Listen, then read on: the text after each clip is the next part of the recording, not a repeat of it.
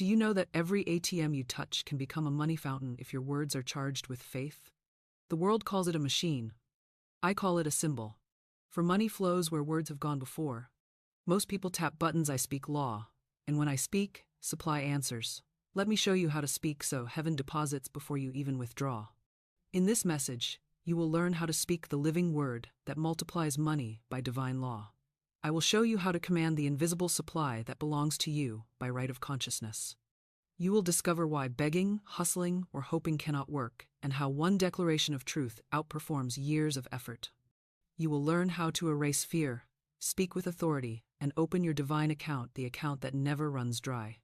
By the end of this lesson, you will not only speak to an ATM with power, you will speak to life itself, and it will obey. I have met so many souls who say, "Florence, I've spoken the affirmations, but the money still hasn't come." They work hard, they pray hard, they repeat the words, but they forget the law behind the words. The law is simple. You cannot receive what you fear. When you speak with fear, you call for lack. When you speak with faith, you call for supply. The difference between the two is not effort, it is vibration. And once you know the vibration of truth, you will find that every ATM, every opportunity, every closed door begins to open in your favor. In this teaching, we will walk through the divine law that governs all money, the law of spoken supply. I will give you the exact affirmations I have used to turn empty pockets into overflowing accounts. You will hear real examples of men and women who spoke one line of truth and saw money appear through channels they never imagined. We will uncover the 3 words that unlock the invisible bank of heaven, and the one mistake that keeps most people broke though they pray daily. We will explore how to bless your money, speak to your wallet, and approach every ATM as an altar of faith, not of fear. And before we close, I will lead you in a declaration that will turn your spoken word into visible wealth. Remember, it is not the machine that gives, but the mind that commands. Most people believe money begins in a vault, a paycheck, or a business. They believe banks are the source, and people are the channels. But I learned long ago that belief is the very reason most never see lasting supply. Here's something most people completely miss. Money doesn't come from a person. It comes through a person. It doesn't live in the walls of an ATM. It lives in the mind of faith. When I first began teaching this law, I said, God is man's supply, and there is a supply for every demand. That isn't poetry. That's divine mathematics. Every true desire has its own invisible provision. If you long for increase, that longing is evidence that the supply already exists in the unseen. The problem is never with supply, it's with sight. Imagine standing at an ATM with your card in your hand, trembling, afraid there won't be enough in your account. That moment isn't about a balance, it's about belief. The machine is neutral. It mirrors the faith of the one who stands before it. The machine doesn't care who you are, it responds to what you believe. I remember a woman who came to me in great distress. It was a hot summer's day, and she said, "Florence, I have only $8 in the world." She was worn out, afraid, and certain that her life had come to a stop. I said to her, "Good, we will bless the $8, and it will multiply as Jesus multiplied the loaves and fishes." I told her that spirit was her source, not her purse. She looked at me as though I'd spoken madness, but she obeyed the law. She went home, repeated her word, and followed her intuition. Within days, she received thousands of dollars in a most miraculous fairy port. And from that moment on, she would tell everyone, tell people about the woman who had $8 and a hunch. That story isn't a fairy tale, it's a living demonstration of divine law. When you recognize that God is the source, the channels open. When you believe the channels are the source, they close. Now, why does this matter to you? Because until you know where your money truly comes from, you'll always live in fear of where it's going. You'll treat life like a paycheck that might stop instead of a fountain that never runs dry. So let me make it plain. Your income isn't your employer, your client, or your customer. Those are merely shadows cast by the light of your consciousness. The true supply is infinite, unchanging, and immediate. It doesn't arrive from the outside, it emerges from within. Say this aloud with me. God is my instant, constant, and abundant supply. What is mine comes to me easily and joyously, under grace, in perfect ways. Now pause. Feel those words sink in. Let them carry authority. Because the moment you believe that truth, you're no longer a beggar at life's door, you're the rightful heir of divine abundance. Think of it this way. The entire universe operates like a vast spiritual bank. Every loving thought you think, every word of truth you speak, is a deposit. Every fearful word, every complaint, is a withdrawal. You decide your balance by the words you send forth. And when you approach your next ATM, I want you to remember this. You are not standing before a machine, you are standing before a mirror. It reflects your faith, it reveals your belief, it multiplies your word. This truth alone, when understood, changes everything. Because once you see that supply is infinite and invisible, you will never fear lack again. So now that you've seen the invisible source behind every visible dollar, let's go a step deeper. If the true supply lives within, what is the currency it uses? Because, in the spiritual bank, we don't trade in coins, we trade in consciousness. Let me show you what that means. What I'm about to tell you may feel strange at first, because the world has trained you to think in terms of money made of metal and paper, of digits that appear or vanish in your account, but the real substance behind every coin and note is consciousness. The invisible thought behind the money is the real wealth, and that thought is what I call divine substance.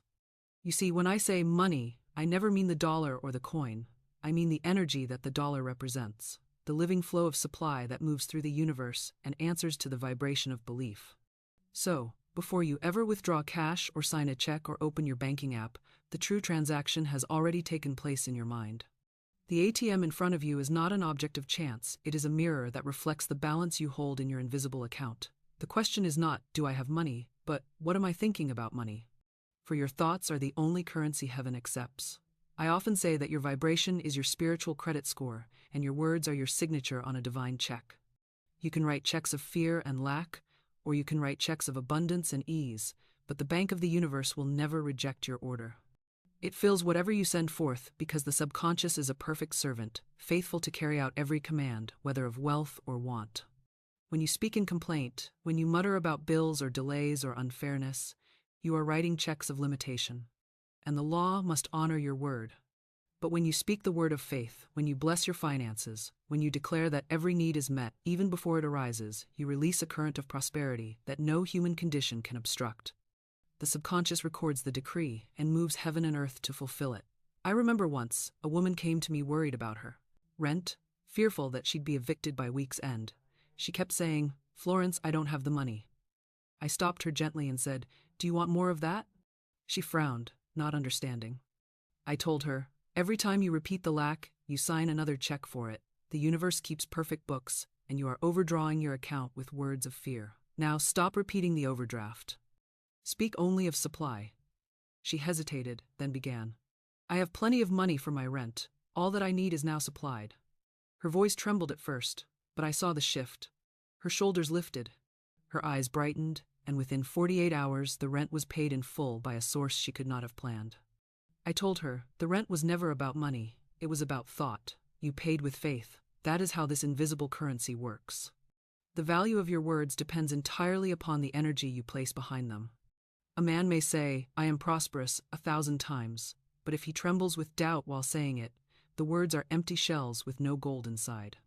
Another may whisper, "God is my supply," once, but if he says it with conviction, the heavens move to confirm it.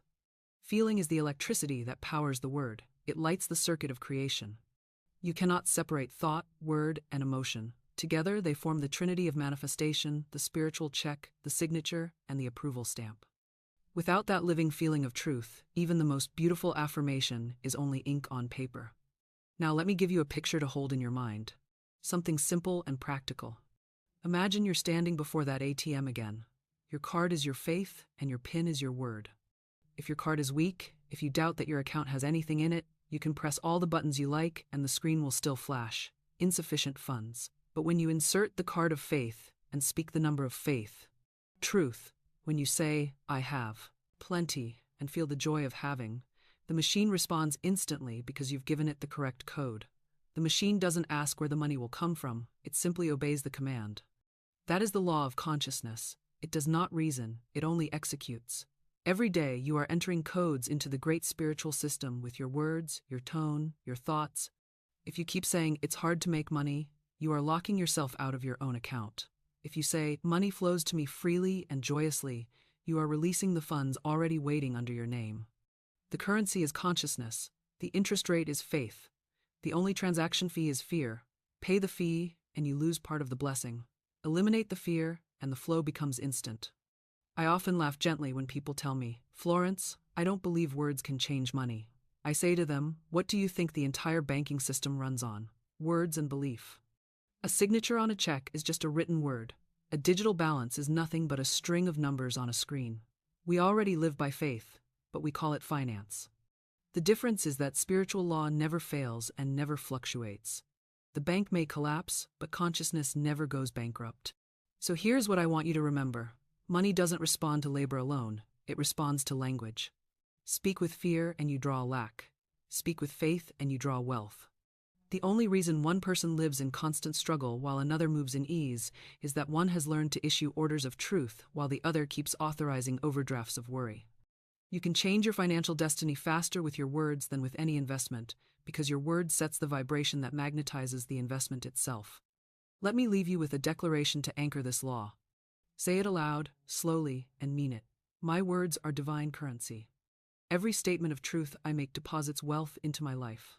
I speak abundance.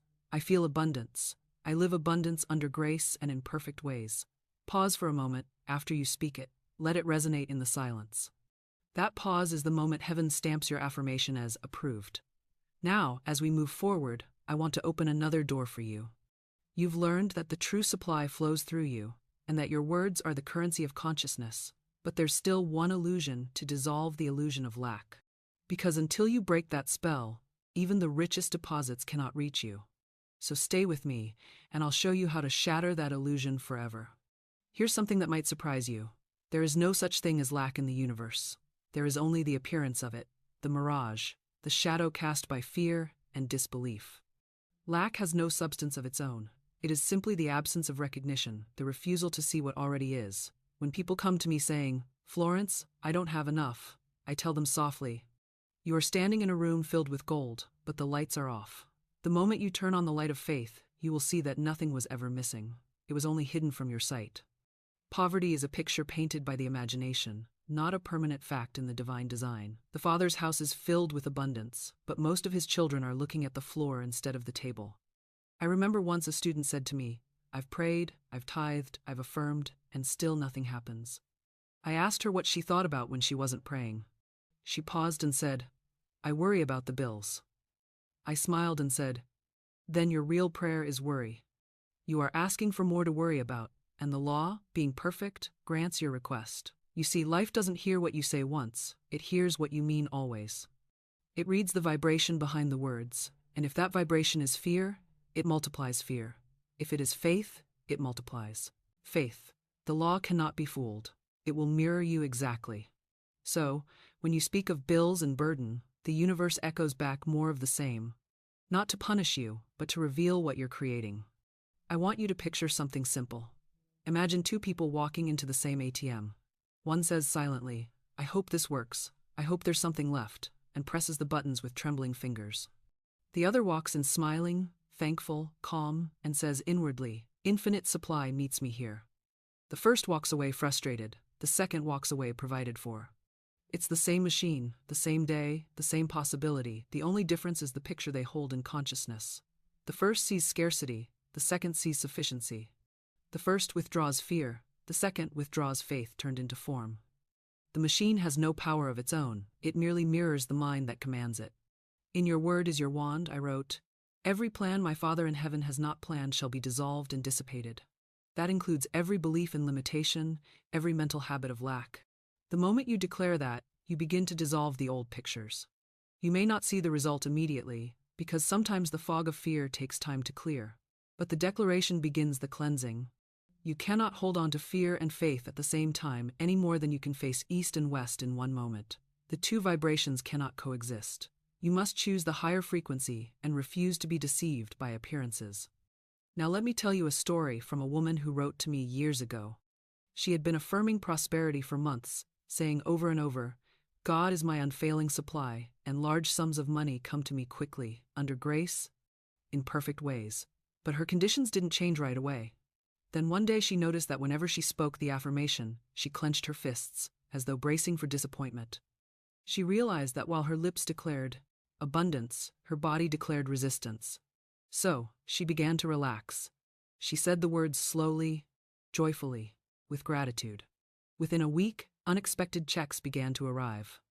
Not because the words were new, but because her inner picture had changed. She stopped demanding and started receiving. The law doesn't respond to repetition, it responds to realization. This is the great secret that dissolves lack. Stop fighting it. Every time you resist lack, you strengthen it. Every time you fear it, you feed it. You cannot starve something by staring at it. The moment you turn your attention to supply, lack begins to fade, for it has no life of its own. The illusion of poverty is sustained only by focus. The more you talk about not enough, the more real it feels, and the more real it feels, the more it expands.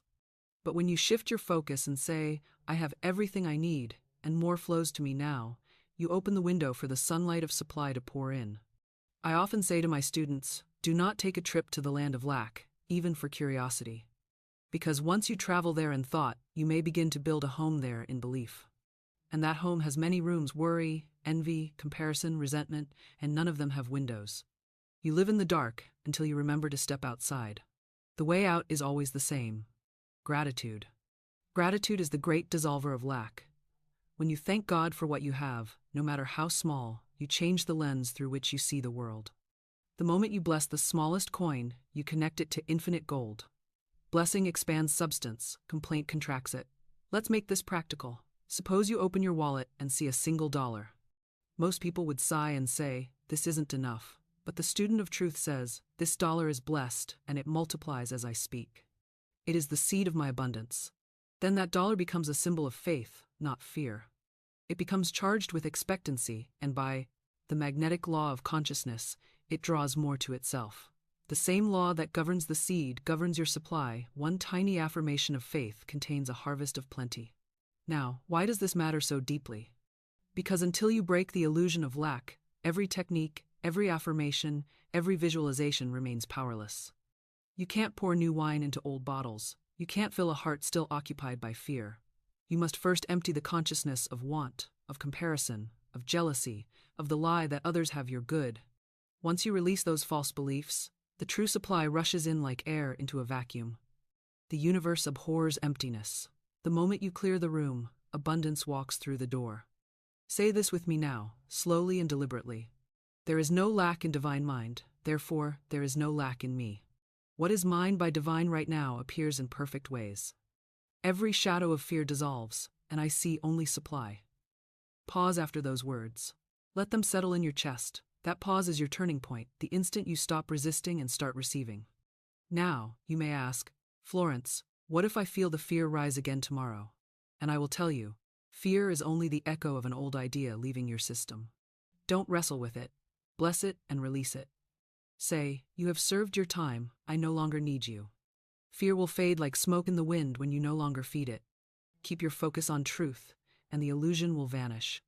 So remember this, lack cannot exist in the presence of recognition. The moment you recognize the abundance of God, the mirage disappears and the desert blooms. That is why Jesus said, give thanks before you break the bread.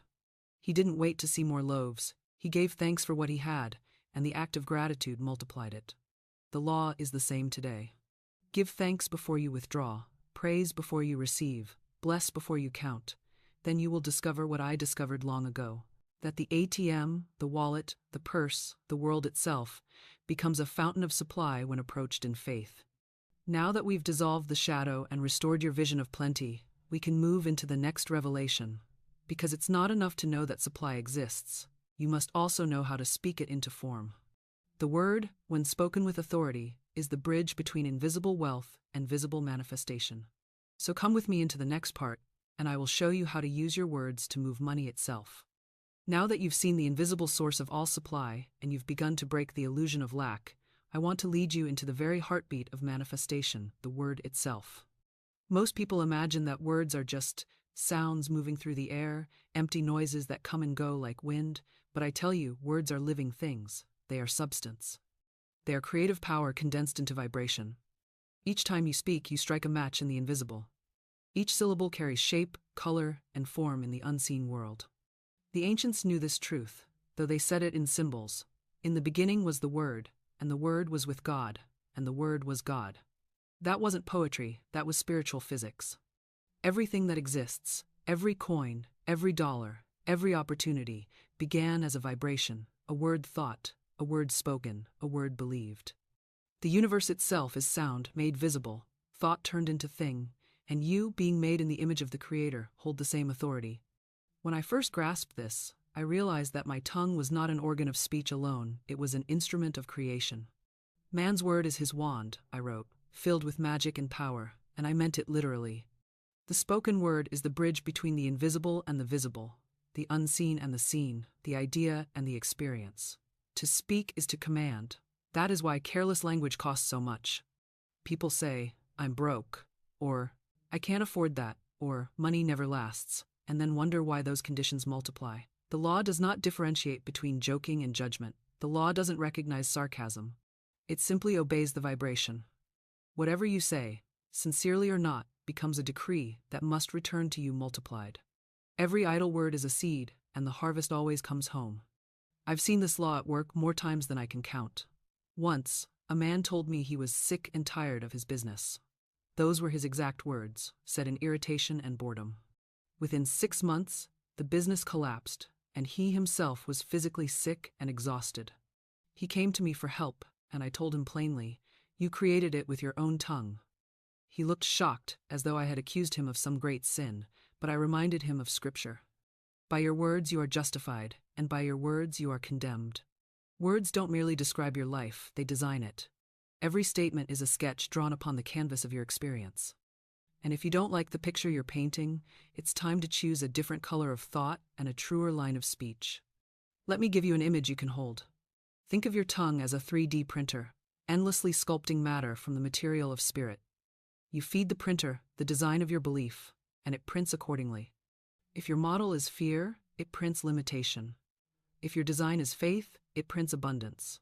The device doesn't decide, it simply follows the data it's given. That's why Jesus warned, "Let your yea be yea, and your nay be nay." Consistency is everything. When you speak truth one moment, and cancel it with complaint the next, you short-circuit your own demonstration. You send mixed signals to the universe, and the result is delay, confusion, half-manifested blessings that never quite take form. The word must be single, steady, clear. Here's a question for you to ask yourself. What words do I use most often when I speak about money, about health, about myself? If you listen to your own conversation for one day as though it were someone else's, would you hear prosperity or poverty, gratitude or grievance, faith or fear? Every word has a frequency, and that frequency attracts its likeness. Speak fear, and fear finds you. Speak faith, and faith rushes in to meet its echo. The law is impartial. It never sleeps, never forgets, never delays. It works by vibration, not by intention. A woman once came to me saying, "Florence, I've prayed for prosperity, but I keep losing what little I have." I asked her to repeat what she often said about her finances, and she laughed uneasily. "Oh, I always say, money slips through my fingers." I told her, "That's your decree, my dear. You're commanding the loss you fear." She looked stunned, but she understood. I gave her a new affirmation. I handle money wisely and with love. What I hold multiplies under grace in perfect ways. She began to use it daily, and within months she had not only paid her debts but started saving and investing with joy. Nothing magical happened to her bank. Something miraculous happened in her consciousness. Her word changed her world. That's what I mean when I say words are not sound, they are substance. They mold the invisible clay of the universe. Each phrase you speak imprints the subconscious with instructions, and the subconscious, being pure power without judgment, fulfills them in exact detail. You can't speak loss and expect gain. You can't speak fear and expect faith. The tongue is the steering wheel of destiny. Turn it toward truth, and your path becomes straight. Turn it toward fear, and you wander through the wilderness of lack. So, let's speak the right way. Say aloud with me, slowly, as though you were chiseling these words into stone. My words are mighty to bring forth. Every word I speak is filled with divine substance. I speak only truth, and truth now appears in my life as perfect prosperity. Now take a breath. Feel the vibration of that statement in your body. That resonance is the creative force moving through you. It doesn't matter whether you feel rich right now, the word itself contains the seed of wealth. If you continue to speak it with faith, the outer must conform to the inner. I want you to understand something deeper still. You don't need to shout your affirmations to make them work. You don't need to recite them 1,000 times as though God were deaf. The universe isn't moved by volume or repetition, it's moved by realization. Speak once, in full faith, and it is done. Jesus didn't repeat himself when he said, "Lazarus, come forth." He knew the law. He spoke, and the word became flesh. You are called to that same mastery. Now, perhaps you're thinking, "Florence, I've tried affirmations before and they didn't work." Then I will ask you, did you believe what you were saying, or were you testing it? Because the word cannot operate through doubt. The moment you speak while secretly thinking, "This probably won't work," you cancel your own order. You must speak as one who knows, not as one who hopes. Faith is certainty, dressed in calm assurance. And remember this, my friend, silence is also a word. To hold your tongue when tempted to speak fear is one of the highest forms of mastery. Each time you refuse to say "I can't" or "it's hard," you are performing an act of creation by omission. You are pruning your inner garden so that only good may grow. That restraint builds power. The one who speaks seldom but speaks truth is the one whose word carries thunder. So, from this day forward, guard your speech as you would guard a treasure. Speak only what you wish to see manifest. Let no idle word escape your lips. And when you feel anger, worry, or despair rising, pause before you speak and silently affirm, "Only the word of God goes forth from me, and it returns multiplied with good." The law of the spoken word is not a superstition, it is a science. It works whether you know it or not, just as gravity pulls whether you believe in it or not. Once you align your language with truth, life must align with you. And now that you understand the creative power of your speech, we can move into the next revelation. How to charge your words with faith, so they carry not just sound but substance, not just intention but ignition. For a word without faith is a spark without fire, and faith is the electricity that turns the switch. Let me show you how to speak with the kind of conviction that moves mountains and money alike. What I'm about to tell you now separates the talkers from the demonstrators, the wishers from the knowers, the ones who hope for good from the ones who become it. You see, words without faith are empty shells. They have form but no life, sound but no spirit, motion but no meaning.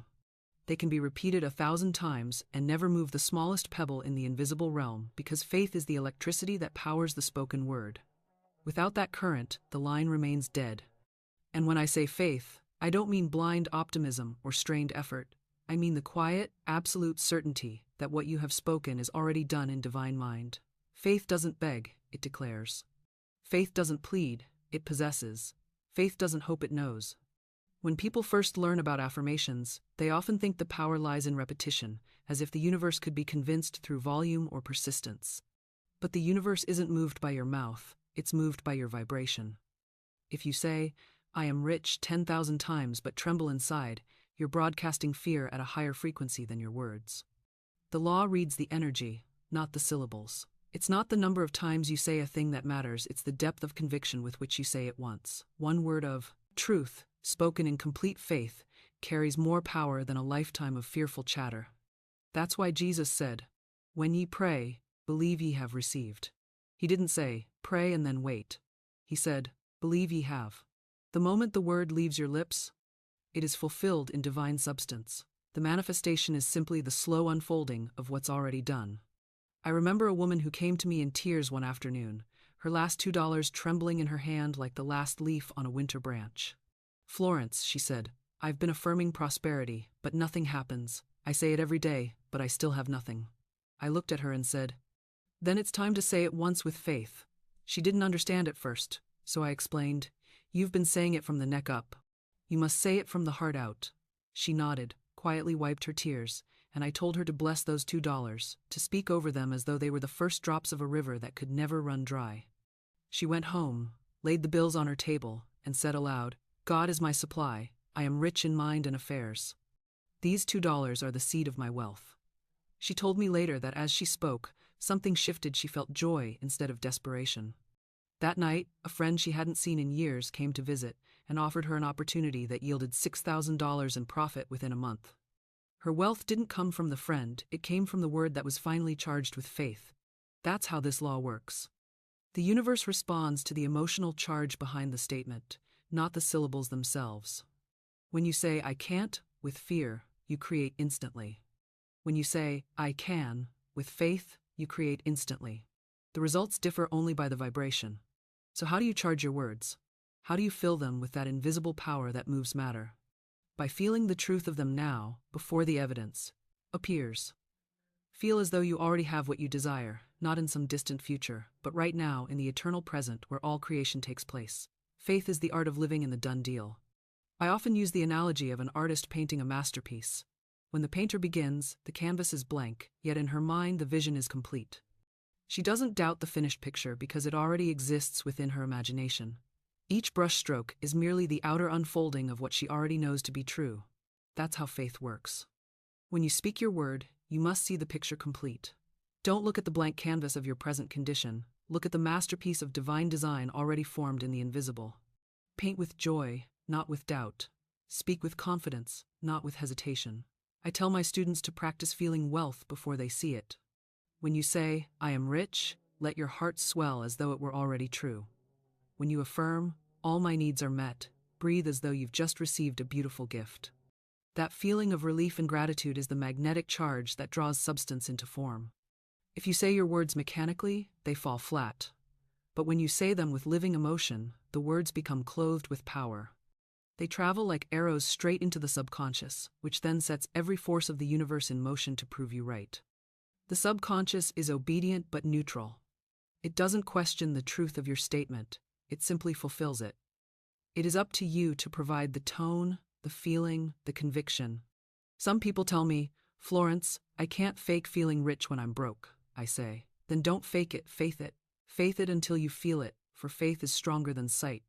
You are not lying when you declare abundance. You are telling the truth of spirit. The lie is in the appearance of lack, not in the declaration of plenty. You must remember that what you see with the outer eye is old news, the past printed on the screen of form. The truth lives in the unseen, waiting for you to claim it. Speak to that invisible truth, not to the visible evidence. Here's a practice I give to every student who struggles with fear. Before you speak any affirmation, pause and place your hand over your heart. Take one deep breath and imagine light glowing within you. Then say, "I believe." Say it again, "I believe." Feel it. Then speak your word. That one simple act aligns the conscious mind, the subconscious, and the superconscious. It's like plugging the cord of your desire into the socket of divine power. The current begins to flow, and your word becomes alive. Let me tell you another story. There was a man who had lost everything, his home, his work, his confidence. He told me, "Florence, I've tried everything, and nothing changes." I said, "Then stop trying. Start declaring." He didn't understand, so I explained that trying implies doubt, but declaring implies certainty. I gave him a single affirmation. My supply is endless, inexhaustible, and immediate. I told him to speak it once each morning and once before sleep, but to say it as though it were already visible, as though he were describing a fact, not pleading for a miracle. Within weeks, he found new employment that exceeded anything he had lost. When he came to see me again, he said, "I said it only twice a day, but I felt it every hour." That's the secret. Once the word is charged, it doesn't need repetition. It vibrates continuously. You see, faith is not noise. Faith is quiet authority. It's the stillness that comes from knowing you are one with the source. You don't have to shout at the mountain to move it. You simply need to know that the law is behind your whisper. Faith doesn't chase results, it attracts them. Faith never panics, never doubts, never bargains. It declares the end from the beginning and rests. So, I say, to you now, speak once, believe always. Say your word, feel it in every cell of your being, and then stop worrying about how it will come. That's not your concern. Infinite intelligence knows the how. Your task is to hold the vibration of completion until it becomes visible. Speak your prosperity once as a fact, not a wish. Say, "I am rich, I am free, I am in divine supply now." Then walk away as if you've just made a successful withdrawal from your spiritual bank. The funds are on their way. Here's a simple affirmation to seal this truth in your consciousness. My words are charged with the faith of God within me. I speak only what I wish to manifest, and my faith clothes every word with power. I rest in certainty, for what I have spoken is already done. Pause now. Let that truth settle over you like a warm mantle. That stillness you feel, that quiet certainty, is faith in action. That's the energy that moves money, heals conditions, opens doors. You don't need to see the result yet. The vibration is already working. Now that you've learned how to breathe life into your words, it's time to understand the language that ensures they move in harmony with divine order. There's a key phrase, a sacred password that keeps your word from being twisted by willpower or distorted by ego. It's a phrase that unlocks miracles and keeps you aligned with grace. And in the next part, I'll share that secret language, the language of divine right. There is a certain vibration in words that opens the gates of heaven, and that vibration is grace. The moment you speak under grace and in perfect ways, you align your word with divine order, and all struggle ceases.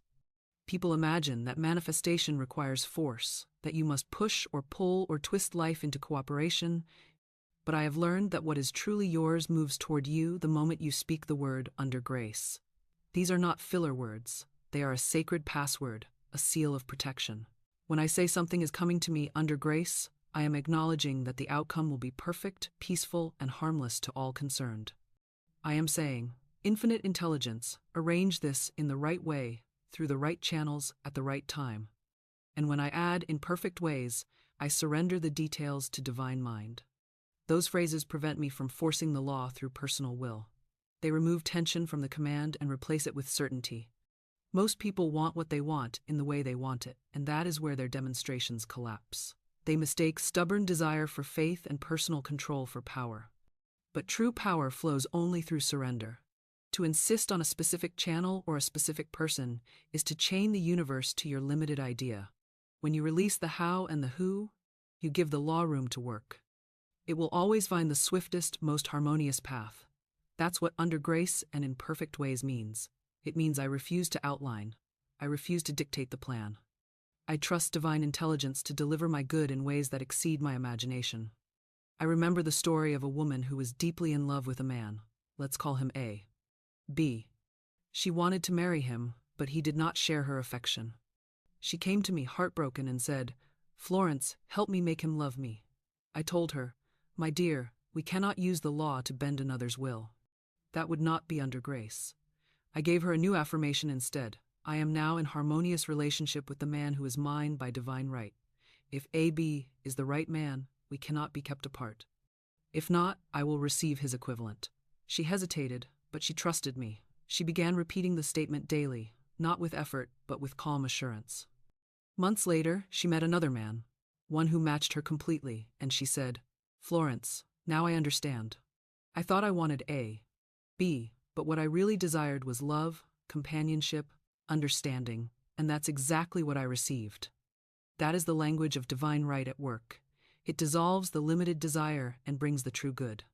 When you say, under grace and in perfect ways, you are telling the universe, deliver this or something better. It's the ultimate act of faith, because it leaves space for miracles. You are no longer dictating the outcome. You are aligning with the highest pattern. It's like sailing, you adjust your sails to the wind, but you don't control the wind. You cooperate with the law, and in return, the law carries you farther and faster than your oars ever could. Many people ruin their demonstrations because they use will instead of word. They think they must make something happen. They say, "I'm manifesting this job," or "I'm attracting this person," as if they were pulling strings on a puppet. That is not spiritual law. That is human effort disguised as mysticism. The truth is, what belongs to you by divine right cannot be taken or delayed, and what doesn't belong to you cannot be held by any force on earth. When you speak under grace, you release the tension of will and invite the flow of ease. You stop wrestling with appearances and begin to trust timing. I often compare it to gardening.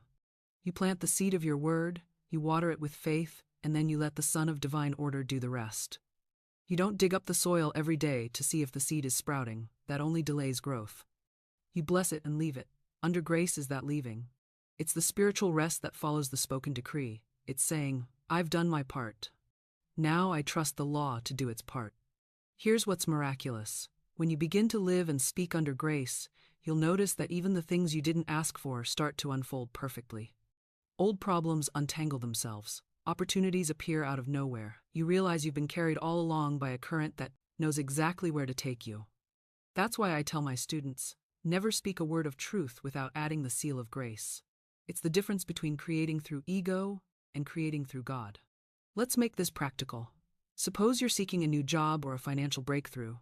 Instead of saying, "I must get this position" or "I need that contract," speak like this: Divine intelligence now opens the way for my right position, under grace, in perfect ways. The perfect opportunity is now mine, and nothing can keep it from me. Then let it go. Don't chase the outcome, don't outline the details. Simply hold the feeling of peace that comes from knowing the universe has heard you. If the job you imagined is truly yours, it will come easily. If it's not, something better will appear. Either way, you win, because you've placed your trust in divine order. I can't tell you how many times I've seen this principle save people from disappointment. Once, a woman prayed fervently for a certain apartment in New York City. She was determined that it was the perfect home for her, but when the landlord gave it to someone else, she was furious and heartbroken. I reminded her of her affirmation she had said under grace. I told her to trust that this refusal was part of the perfection.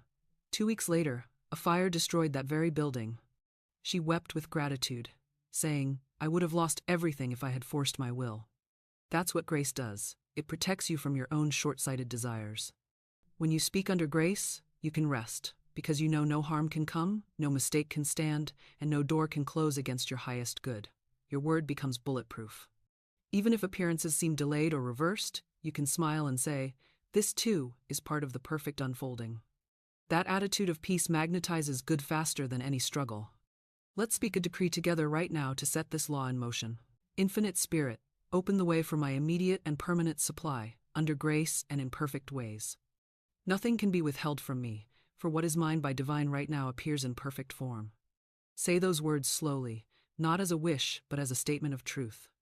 Imagine them traveling into the ethers, wrapped in light, already fulfilled. That is what it means to speak under grace. Now, you might ask, Florence, does this mean I never take action? Not at all. It means that when action is required, it will arise effortlessly, guided by intuition, free of strain. When you're under grace, you act with divine timing. You don't chase, you're led. You don't push, you're carried. You don't force, you flow. So, remember this. Words of faith create, but words of grace perfect. Without grace, creation becomes chaos. With grace, creation becomes peace. Speak your word boldly, but always add the seal of divine right, and you will walk in miracles that arrive without struggle and remain without sorrow. And now that you know how to align your words with the law of divine right, I want to take you one step further to teach you how to speak not only to the unseen, but to the visible substance of money itself. Because money, like all energy, is alive, and when you learn to bless it and talk to it as a friend, it will begin to serve you as one. Let's walk together into that revelation. Most people speak of money as if it were a cold, lifeless object, a stack of paper, a row of numbers on a screen, something inert that must be chased, controlled, or worried about. But I tell you, money is not dead matter, it is living energy. It is the visible expression of invisible substance, a servant of divine law, and like all servants of spirit, it responds perfectly to the tone of its master's voice. It hears you when you bless it, it retreats when you curse it, it multiplies when you appreciate it, and it vanishes when you despise it. The moment you begin to speak to money as a living, responsive power instead of a problem to be solved, you shift the entire vibration of your financial life. I remember once when a student came to me, utterly discouraged. Florence, she said, I can't keep any of the money I earn. It disappears no matter what I do. I smiled and asked, how do you speak to it? She laughed nervously and said, I don't speak to money. I told her, oh yes you do. You speak every time you sigh about bills, every time you think it's not enough, every time you say, I never have luck with money. That is your conversation with it, and it's not a friendly one. She looked startled, as though the thought had never occurred to her. I gave her a new assignment. I said, every night before you sleep, take one bill, hold it in your hands, and say aloud, I bless this money. It is God's substance in visible form, and it now multiplies under grace in perfect ways. She did exactly as I told her. Within 2 weeks, new clients appeared, old debts were repaid, and she said, Florence, I feel like my money finally likes me. And I said, it does, because you've begun to treat it as what it truly is, living energy. Money carries the vibration you project onto it. When you fear it, it flees. When you respect it, it returns. When you clutch it in panic, it slips through your fingers. When you release it in faith, it comes back tenfold. The universe is one vast circulatory system, and money is one of the ways divine substance flows. To block that flow, through resentment, judgment, or greed, is to block your own supply. I have said often, I bless the money I have and see it multiplying under grace. That simple phrase is a magnet for prosperity because it carries no resistance. It doesn't come from anxiety, it comes from appreciation. When you bless what you have, you magnetize more. When you curse what you have, you repel it. The secret is to treat money as sacred, to see it as God in motion. Just as the body of water is not the ocean itself, but still one with it, every coin, every check, every digital deposit is a ripple of divine abundance moving toward you. When you give, you're not losing. You're sending energy into circulation. When you receive, you're not taking. You're allowing the current to return. And because this law never ceases, there is never truly not enough. There is only flow and faith or fear and friction. I tell my students to make their wallets and purses little altars of gratitude. Never throw money in carelessly. Never leave it crumpled or dirty. Arrange it neatly, bless it often, and speak kindly to it. Each time you pay for something, silently affirm, "This money blesses all it touches and returns to me multiplied." Each time you receive money, say, "Thank you, Infinite Spirit. I recognize you in this form." You will be astonished at how quickly that reverent attitude transforms your experience. You will begin to notice new channels of income, surprising gifts, discounts, opportunities, and so-called coincidences that all point to one truth: money loves those who love it rightly. And this is important. Loving money rightly does not mean worshiping it. It means recognizing it as divine energy, not as an idol. The world's greatest confusion is believing money is either evil or ultimate. It is neither. It is neutral power, shaped by the consciousness of the one who handles it. If you see it as evil, it will behave accordingly and slip from your hands. If you see it as good, it will serve you, not rule you. The love of money as material alone is bondage. The love of money as spiritual substance is freedom. The first enslaves, the second liberates. There was a man I knew who despised wealth. He often said, "Rich people are greedy." He struggled for years, living in constant lack. I told him, "You've cursed the very energy you seek to attract. How can it come to you when you've made it unwelcome?" He was offended at first, but he pondered my words. Eventually, he began to bless the wealth of others, to see prosperity as good for all. Slowly, his own conditions changed. He said one day, "Florence, I finally made peace with money."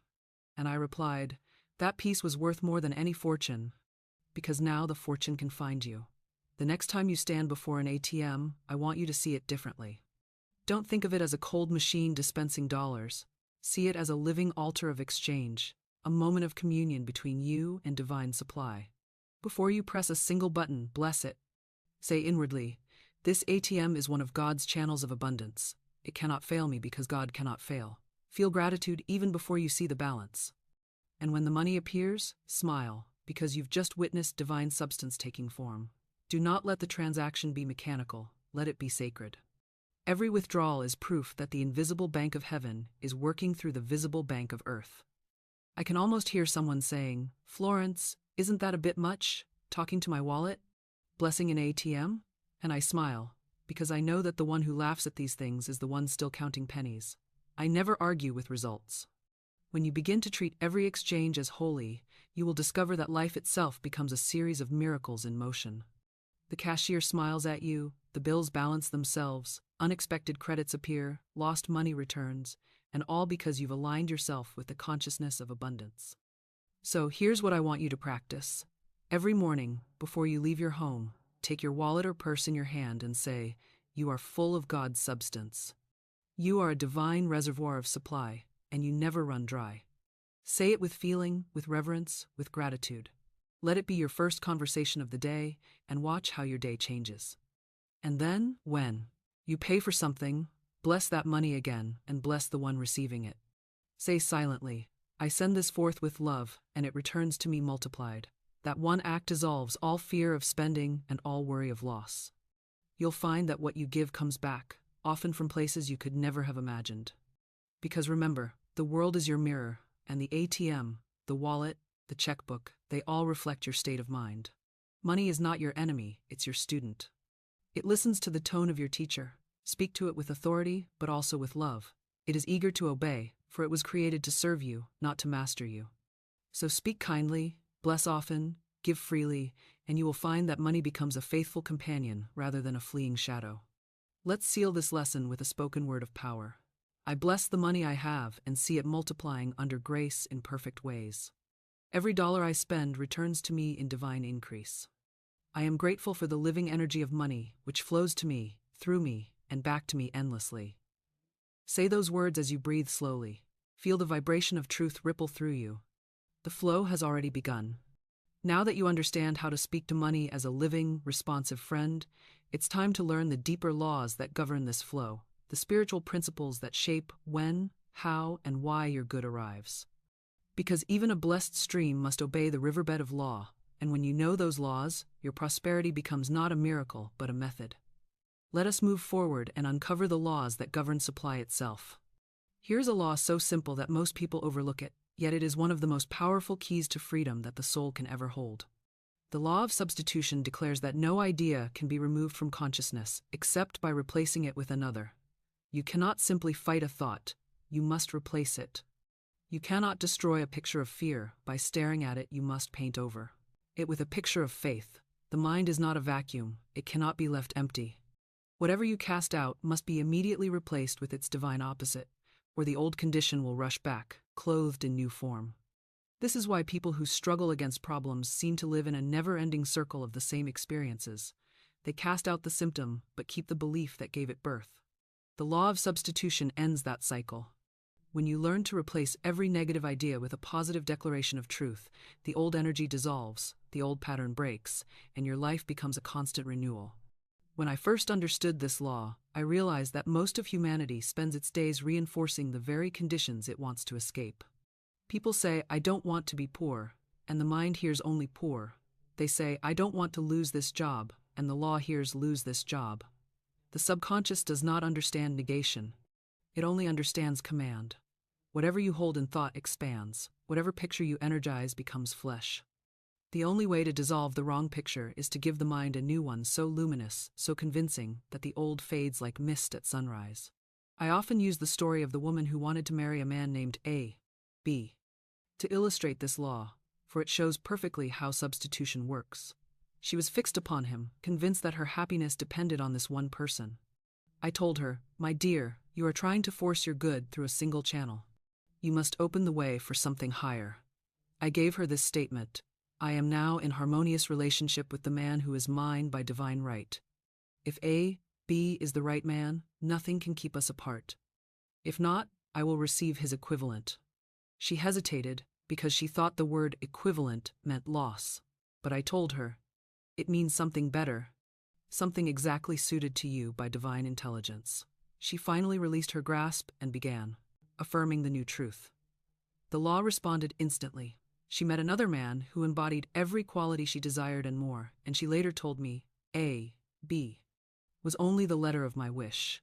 This man is the spirit of it." She had substituted the limited personal will for divine right, and her world rearranged itself to match the higher picture. That is how the law of substitution operates in every area of life. If you are experiencing lack, stop saying, "I don't have enough." Instead, declare, "Infinite supply is now manifesting through every channel of my life." If you are lonely, do not affirm, "I have no friends." Say, "I am now surrounded by loving, joyous companionship." If you are ill, don't repeat, "I'm sick," but affirm, "The life of God now fills every cell of my body with radiant health." The instant you replace the false with the true, the subconscious begins to build the new pattern. It doesn't argue, it doesn't delay. It simply obeys. I remember once meeting a man who had lost his position and kept saying, "I've been thrown out." I told him, "You have thrown yourself out by affirming separation. Say instead, there is no loss in divine mind. What's mine by divine right is immediately given me." He looked doubtful, but repeated it anyway. Within days, he was offered another position at a higher salary. That is substitution at work. You can never lose anything that is truly yours by divine right, and if something leaves, it only means a better form is on its way. The universe abhors a vacuum. When one door closes, another must open, but you must stand in faith long enough to see it. People often think they must first tear down the old belief before they can build the new, but that is not how law functions. You don't fight darkness, you turn on the light. You don't fight fear, you replace it with faith. You don't resist hate, you substitute love. The moment you introduce the higher vibration, the lower fades out of existence, for the two cannot occupy the same space. I like to think of it as tuning a radio. If a station is playing a song you dislike, you don't break the radio, you change the frequency. The new station cancels the old one because you've shifted resonance. Your mind is exactly the same. Change the frequency of your thoughts, and the song of your life changes automatically. Now, let's make this living and practical. If you receive a bill that seems impossible to pay, don't curse it or hide it in a drawer. Hold it in your hands and say, "This bill represents opportunity." Divine supply now meets it in full, under grace and in perfect ways. You have just substituted gratitude for fear, faith for worry, and abundance for lack. The bill may look the same on paper, but in the invisible, it has already been paid. The vibration of payment is moving toward you. It may come as an unexpected refund, a gift, a new source of income, or even the cancellation of the debt itself. The how is not your concern. Your only work is to maintain the new pattern. Sometimes people ask me, "But Florence, what if my fear returns?" And I answer, "Then substitute again." Every time an old thought knocks at your door, don't invite it in for tea. Replace it with truth. If worry whispers, "You'll fail," answer immediately, "Success is assured, for I walk in divine order." If guilt says, "You don't deserve prosperity," reply, "God is my supply, and divine justice gives me all that is mine by right." The practice may feel mechanical at first, but soon it becomes automatic. The new habit of thought becomes your natural state, and what was once effort turns into ease. I often liken this law to weeding a garden. You don't curse the weeds, you simply plant stronger flowers. The rich soil of consciousness will always feed whatever you sow, so why plant thorns when you can plant roses? Every affirmation of truth is a seed of divine fragrance. Water it with gratitude, bathe it in sunlight of faith, and it will crowd out the weeds of fear until nothing but beauty remains. Let's affirm together now, slowly and deeply. Every false idea is now replaced by truth. Fear is replaced by faith. Lack is replaced by abundance. Delay is replaced by divine timing. The law of substitution now works perfectly in my mind and affairs, and my world is made new. Pause a moment and feel the quiet relief of that statement. There's a peace that comes when you stop wrestling with shadows and begin working with substance. You don't have to fix the old. You only have to live in the new. The past dissolves of its own accord when the present is filled with truth. This law is your tool for instant transformation. The next time you catch yourself speaking limitation, stop and substitute immediately. Do not condemn yourself, simply correct. The law is mechanical, it has no memory of mistakes. The moment you affirm truth, it obeys as if you had never erred. That is the mercy built into divine principle. So now that you understand the power of substitution, you can stop fighting appearances and start transmuting them. For when you substitute love for resentment, peace for conflict, faith for fear, you are no longer a victim of circumstance. You are the deliberate creator of harmony. And now that you know how to replace darkness with light, let us move into another law, one equally essential to peace and prosperity, the law of non-resistance, the art of yielding so completely to divine flow that nothing and no one can oppose you. There is a quiet power that moves through the universe, and those who learn to move with it live in peace, while those who fight against it wear themselves to exhaustion. This power is called the law of non-resistance. It is the principle of yielding, not in weakness, but in strength, of flowing, not fighting, of bending like the reed instead of breaking like the oak. I have seen entire lives transformed when this law is understood. For what you resist, you give energy to, and what you bless, you release. The harder you push against a problem, the more deeply you anchor it. The moment you stop struggling, the moment you say, "I let go and let God," the heavy door swings open of its own accord. This law is so beautifully illustrated in nature that you only need to watch a river to see it in action. The river never argues with the rocks in its path. It doesn't stop and shout, "You are in my way." It simply flows around them, patient, unbothered, certain of its destination. And yet, by doing nothing but moving in its own rhythm, the river carves canyons, smooths mountains, and changes landscapes. That is the power of non-resistance. When you cease to fight, you align yourself with a force greater than effort, a wisdom that knows how to find the easiest, most graceful route to fulfillment. Resistance comes from fear, and fear always tightens the flow. The moment you let go, you allow the current of spirit to carry you exactly where you need to be. I remember once, a man came to me with a heavy heart. He said, "Florence, I've been treated unjustly at work. They've passed me over for promotion, and I'm furious." I could see the tension in his face, the bitterness forming a wall around him. I told him gently, You must stop resisting this situation. You must bless it, release it, and see it as part of your divine unfolding, he protested. But if I don't fight, they'll win. I smiled and said, my dear, when you resist, you make them your master. When you bless, you make God your master. That night, he began to repeat the words I gave him. I do not resist this situation. I put it in the hands of infinite love and wisdom. Let the divine plan unfold. Within weeks, the entire office reorganized, and he was offered a position higher than the one he had fought for. He told me, the moment I stopped fighting, everything changed. I said, of course. You stepped aside and let God act. The law of non-resistance is one of the highest forms of faith because it asks you to trust before you see. It asks you to stop pushing and start allowing. Most people confuse control with strength, but control is the mask of fear. Real strength is serenity. Real power is calmness. When Jesus said, resist not evil, he didn't mean tolerate wrongdoing. He meant refuse to energize it with your attention. The moment you fight evil, you strengthen it because you agree that it has power. When you turn your gaze away and affirm divine order, the shadow dissolves for lack of recognition. Let me tell you something that might surprise you. Even debt, delay, or disease can be transformed through non-resistance. When you curse a debt, you glue it to yourself. When you bless it, you dissolve it. If you receive a bill and grow angry, you are pushing against it. You are saying, you have power over me. But when you say, I bless this bill and see it paid in full by divine supply, you release the resistance, and the law of supply rushes in to balance it. The bill may have seemed like an enemy, but it was only a messenger, asking you to align your vibration. The moment you stop resenting it, the lesson ends. A woman once told me she was tormented by a neighbor who constantly criticized and harassed her. She said, Florence, I can't stand it. I pray for patience, but I'm angry every day. I said, stop asking for patience and start blessing the neighbor. Say, I bless this person with love and release her to her highest good. She looked puzzled but promised to try. A few days later, she told me, astonished, Florence, she moved away.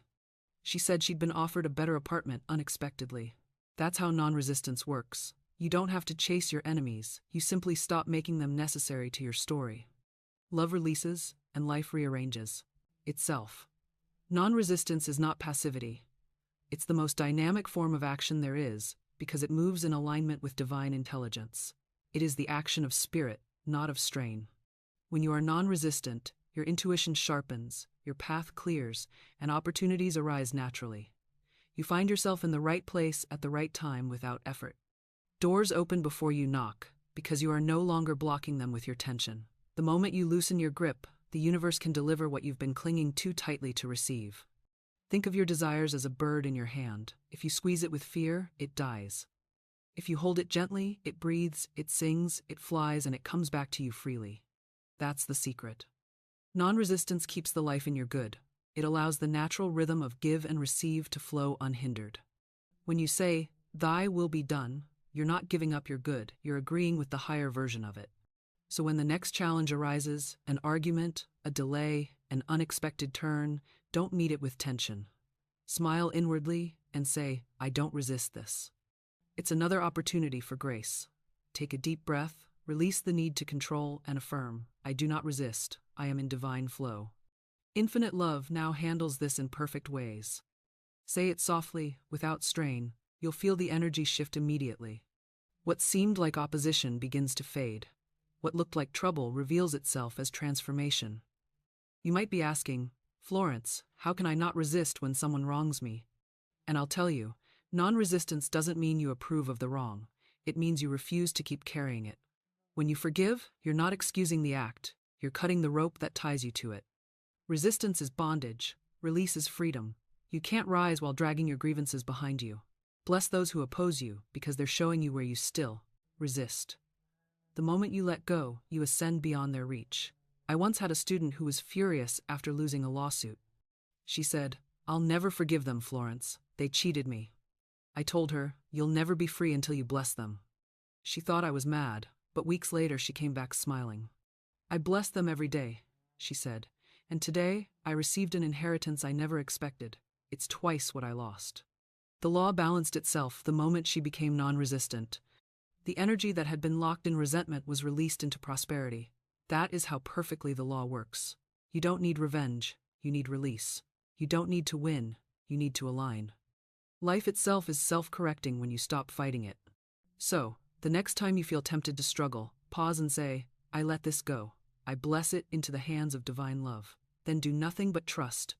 You'll see that the flow of spirit never needed your force, only your permission. Let's affirm this truth together. I now release every thought of opposition. Nothing and no one stands against me. For God is my defense and my deliverer. I do not resist. I rest in divine order, and every situation is resolved in peace.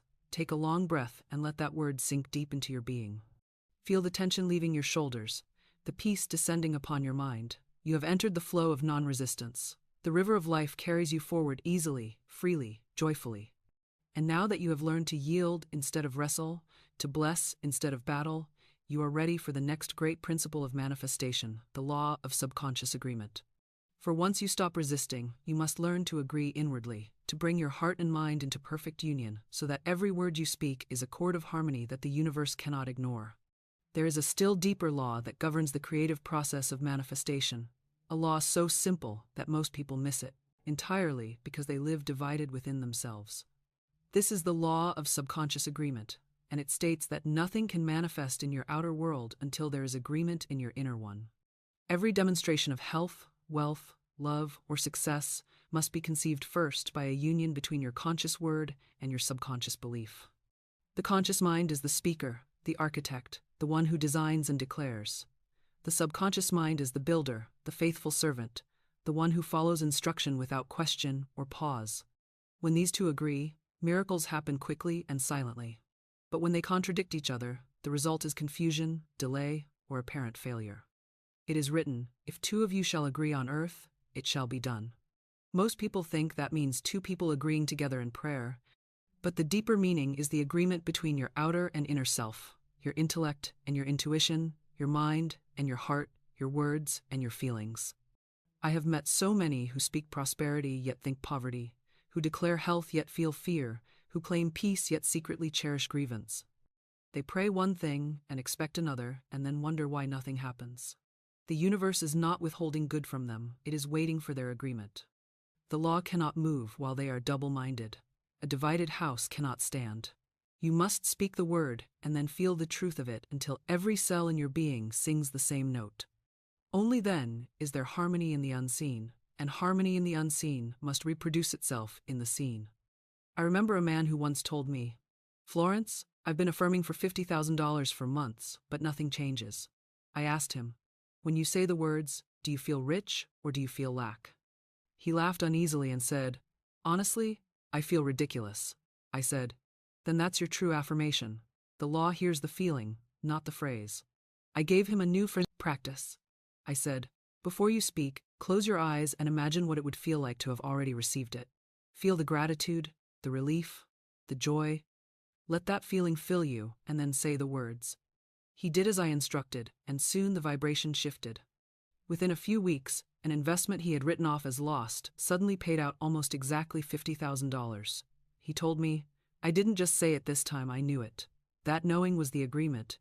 The conscious mind and the subconscious mind are like two musicians playing the same instrument. If they play different notes, the sound is harsh and unrecognizable. But when they strike the same chord, the harmony is irresistible, and the universe becomes their orchestra. Every prayer must reach this state of resonance. It is not repetition that moves God, it is agreement. The conscious says, I speak prosperity, and the subconscious replies, yes, I believe it. The moment that happens, the demonstration is inevitable. Now, how do you bring these two into alignment? Through repetition charged with emotion, through visualization, through silence, and above all, through faith in the unseen. When the conscious mind declares truth, the subconscious sometimes hesitates because it's been trained by years of fear. It whispers, this isn't real. But if you persist gently, not by force, but by calm assurance, the deeper self begins to believe. It is like teaching a child. You do not scold the subconscious, you reassure it. You say, be still, all is well, this good is safe, this good is mine. Speak lovingly to it, for it responds to tone more than to argument. I tell my students to treat their subconscious as a sacred garden. Every word you speak is a seed. The soil does not judge what is planted, it will grow thorns or roses with equal devotion. Your task is to sow deliberately, to choose only seeds of truth, beauty, and abundance. When doubt appears, don't attack it, plant faith beside it. The new growth will eventually crowd out the old weeds. That's how agreement forms, not through war, but through replacement. There is a beautiful inner stillness that comes when you've reached this harmony. You no longer need to watch the mailbox, check the balance, or wonder when the phone will ring. You know your word is working because your feelings are steady, peaceful, confident. That peace is the proof. The outer result will appear naturally because the inner work is done. I call this the silence before the demonstration, the sacred pause where heaven is building your miracle. When you've reached agreement, you don't need to force or chase. You rest, and the law fulfills itself. Sometimes people tell me, "Florence, I can't believe it. It feels impossible." And I say, then stop trying to believe it. Believe instead in the one who can. Your personal belief may waver, but divine intelligence never does. When your faith feels weak, shift your focus from self to source. Say, "It's not my faith that does this, it's the faith of God within me that makes all things possible." That acknowledgement brings the conscious mind into humility and the subconscious into trust. They unite in surrender to a power greater than both, and that union creates miracles. Let me give you another example. A woman came to me, wanting a home. She had spoken affirmations for months. "I have my perfect home. It's mine by divine right." Yet nothing happened. I said to her, "Do you truly feel at home anywhere?" She paused, realizing that her life had been full of movement and instability. She said, "No, Florence, I've never felt settled." I told her, "Then your words say one thing, but your heart says another. You must first feel at home within yourself before the world can mirror it." She began a simple affirmation: "I am at peace where I am, and my perfect home now finds me." Within a few weeks, she was offered a house that fit her vision in every way. Agreement had been reached, not by effort, but by alignment. So often, we speak words of truth, but then undermine them with unspoken words of fear. We say, "I'm healthy," but we check for symptoms. We say, "I'm prosperous," but we dread the bills. These contradictions cancel the decree. You cannot affirm and doubt simultaneously. The stronger vibration always wins, and fear is often more practiced. That's why consistency is essential. Train your inner voice to match your outer declaration. If your heart and mind ever disagree, stop and reconcile them before you proceed. Say, "Peace, be still. God's law is now established in me." That small moment of centering restores agreement. Let me offer you a way to test if your inner agreement has been reached. Speak your affirmation aloud and notice your body's response. If you feel relief, peace, or quiet joy, agreement is present. If you feel tension, disbelief, or strain, you're still divided. Do not scold yourself. Simply repeat the word gently until it feels natural. The goal is not to convince but to remember. Truth always feels like coming home. Agreement is the secret behind every answered prayer. It is why two people can pray for the same thing, and only one receives it, the one who agrees inwardly, who feels the prayer as fulfilled. The other may speak beautifully, but if doubt whispers underneath, the law cannot act. The words of power must be unanimous within you. Now, let's declare this truth together to seal it into consciousness. There is no division in me. My mind and heart are now one in truth. What I speak, I feel. What I feel, I believe. What I believe, I receive. The law of agreement now operates perfectly, and all that is mine by divine right manifests under grace in perfect ways. Take a breath and notice the calm that follows. That peace is agreement. That certainty is creation already accomplished. You have just aligned your inner and outer self, and the universe must now respond. And now that you understand this sacred harmony, we move into the next law, the law of divine timing, where you will learn that once the word is spoken and the agreement is made, you must also know when to release it. For everything in the universe unfolds not too soon, not too late, but in the exact moment of perfect grace. There is a perfect rhythm that governs the movement of all things, a sacred pulse beneath the surface of life, steady and sure, unseen yet unfailing. I call it the law of divine timing. It is the assurance that everything unfolds at the precise moment of its highest good. Not a breath too early, not a heartbeat too late. When you begin to understand this law, the strain of waiting dissolves, impatience gives way to peace, and you no longer live by the calendar or the clock but by the heartbeat of God. You stop rushing because you realize that what is truly yours cannot be delayed, and what is not yours cannot be made to arrive. In divine mind, every seed has its appointed season, and that season cannot be altered by human anxiety. Faith is not measured by how fast your prayer is answered. Faith is measured by your peace while you wait. I have seen so many lose their miracles because they could not trust this invisible clock. They spoke their word, felt their faith rise, and then, when nothing appeared at once, they grew restless, digging up the soil of consciousness to check if the seed had sprouted. But impatience is the great uprooter.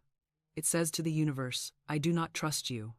And the law, hearing disbelief, pauses its motion. The moment you relax again, the growth resumes. You cannot hurry spirit any more than you can hurry spring. You can prepare, you can expect, but you cannot force. And when you finally learn to rest in divine order, you find that all your good comes swiftly because you are no longer slowing it with fear. One of my students once said to me, Florence, I've been affirming for months and nothing's happening. I asked her, are you waiting or are you watching?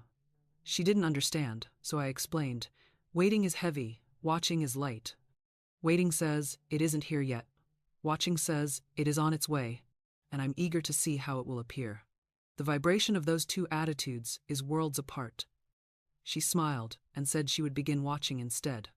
A few weeks later, she told me she had received exactly what she had been asking, for a position she thought she had missed months earlier had suddenly opened again. She said, it was as if time rewound itself for me. I said, no, my dear, time didn't change, you did.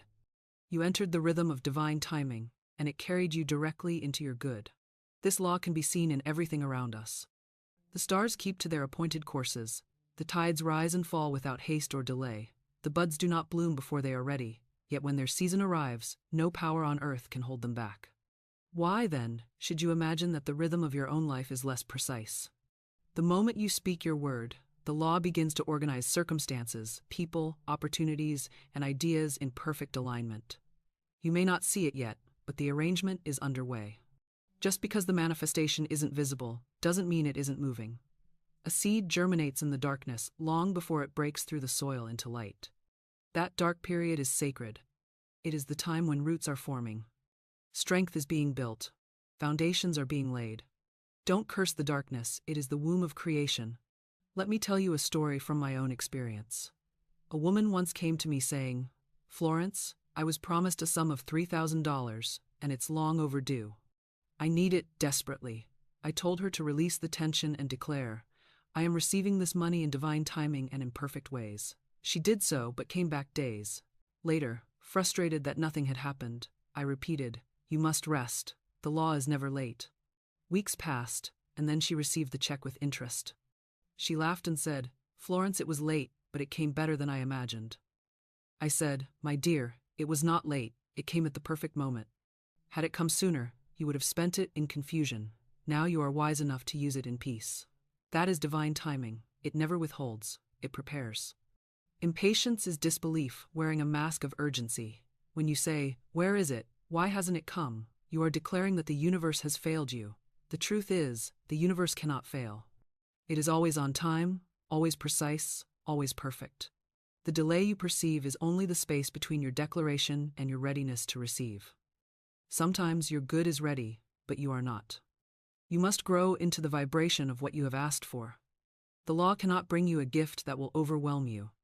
It must wait until your faith, your discipline, your awareness can hold it. If you rush ahead of divine order, the blessing can become a burden. How many have received sudden wealth only to lose it, or entered relationships before they were spiritually prepared, only to suffer? The universe protects you through delay.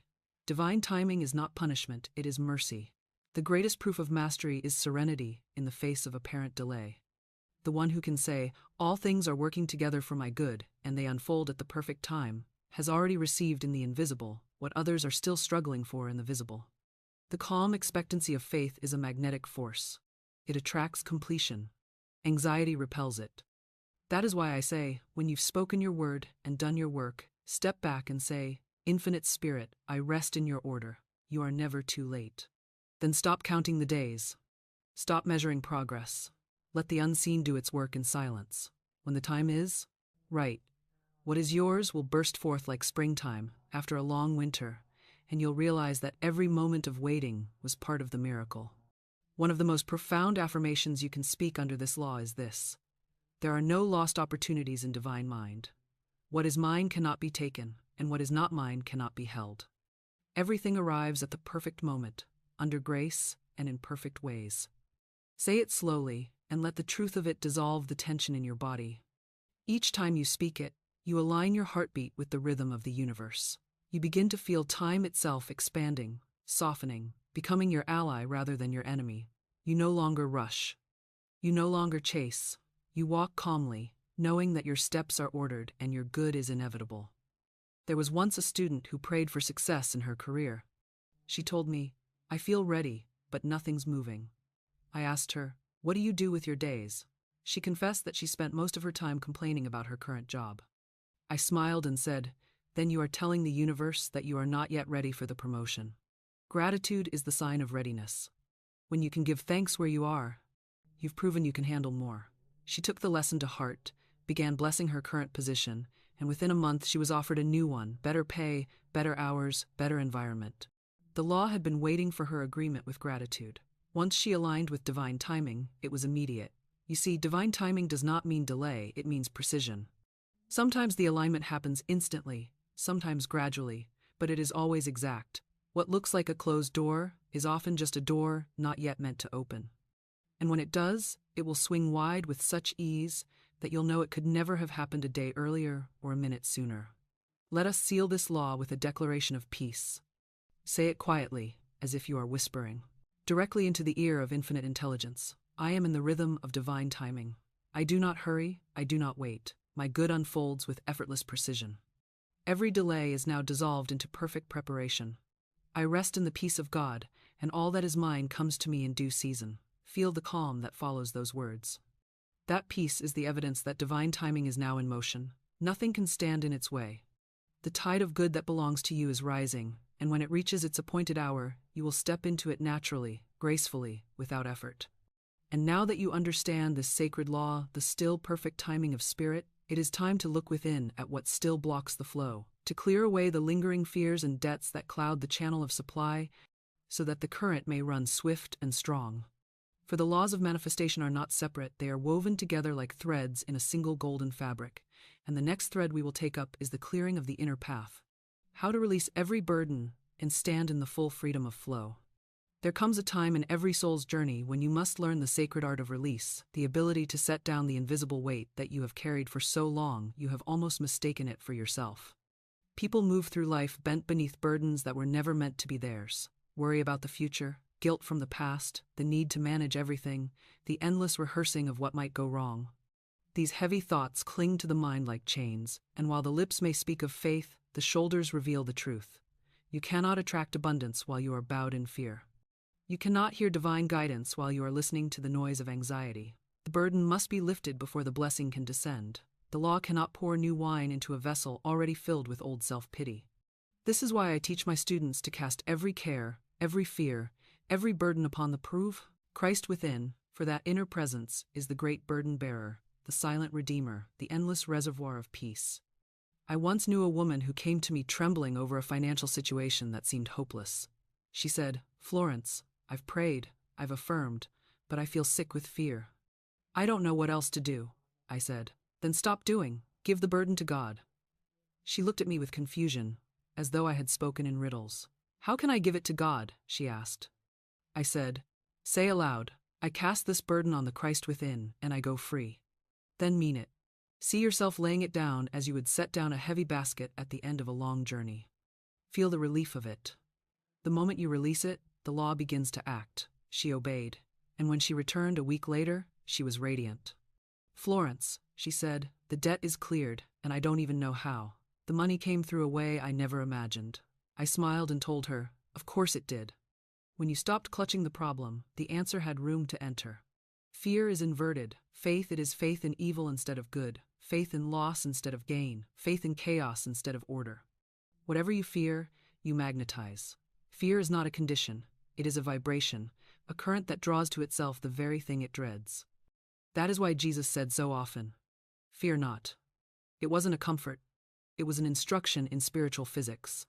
The moment you release fear, you reverse the polarity of your life. You stop pulling in trouble and start attracting peace. The subconscious is a perfect servant, and if it is constantly fed pictures of danger, it must create experiences that match those pictures. But when you affirm safety, supply, and divine care, the subconscious relaxes, the channels of good open, and the current of life begins to flow unobstructed. Some people ask me, Florence, how can I not fear when the evidence looks so bad? And I answer, because the evidence is only the shadow of a thought. Change the thought, and the shadow changes. You cannot outthink fear with logic. You must dissolve it with faith. You must lift your eyes from the appearance to the truth. Every appearance of lack is a call to remember the infinite. Every appearance of danger is an invitation to rest in divine safety. The practice of casting the burden is not passive. It is the highest form of action, because it transfers the problem from the realm of confusion to the realm of law, where all things are possible. When you say, I cast this burden, you are declaring, this situation is no longer run by my limited understanding. It is now handled by infinite intelligence, which never fails. I often compare this process to a traveler carrying a heavy pack through a desert. The more he worries about the weight, the heavier it feels, until he finally collapses beneath it. But when he sets it down and looks up, he sees that the oasis was only a few steps away. The relief was waiting for him all along. He only needed to stop clinging to the load. The same is true for every problem. The blessing has been hovering near you, waiting for space to land. The law cannot deliver while your hands are full of fear. I've told countless students that the moment you cast a burden, you must refuse to pick it back up again. Some people drop their worries in the morning and pick them up again by nightfall. They pray for help, but keep checking to see if God is doing his job. That is not faith, that is interference. You must drop the burden once and for all, and when your mind tries to revisit it, repeat calmly, this has been handled. Divine love now takes care of it. It may take practice, but soon your mind will learn the habit of peace, and your heart will remember the joy of trust. There was a businessman who came to me overwhelmed by responsibilities. Everything depends on me, he said. I can't rest, or everything will fall apart. I said to him, that belief is your prison. Say instead, divine intelligence works through me and goes before me. The work is done perfectly, under grace, and in perfect ways. He began using that affirmation and discovered that tasks completed themselves with ease, helpers appeared, mistakes corrected themselves. He said, I realized I was never the one holding the world together, it was God all along. And so it is with you. The burden you carry, whether of money, health, or relationship, was never yours to bear. You are not meant to strain for your blessings, you are meant to allow them. The law of life is circulation, not constriction. When you clutch, you close. When you trust, you open. Every fear is a closed door, every act of faith is an open window. Let us pause here and practice together. Close your eyes for a moment, take a deep breath, and imagine every worry you've carried as a bundle of heavy stones resting on your shoulders. With your next breath, see yourself setting them down on the ground, one by one, until you stand tall and light. Then, say these words aloud. I cast this burden on the Christ within, and I go free. I am light, I am lifted, I am at peace. Divine order now handles every detail, and I rest in the assurance of perfect results. Feel the peace that follows those words. That peace is the proof that the law has taken over. You may not see the outer result yet, but the inner work is done. The machinery of the universe has begun to move in your favor. Remember this always. Every burden is a potential blessing in disguise. The weight that drove you to your knees was only grace in heavy clothing, forcing you to remember the source. Every difficulty is a divine messenger, saying, you have tried to carry this alone. Let it go, and watch what happens. When you cast the burden, you don't lose control, you regain alignment. You stop trying to be God and let God be God through you. And so, as you learn to turn your burdens into blessings, you will begin to feel a new rhythm in your life. Light, effortless, guided. The strain of striving gives way to the ease of trust. The more you release, the more you receive. For this is the paradox of spirit. Surrender is power, and rest is creation.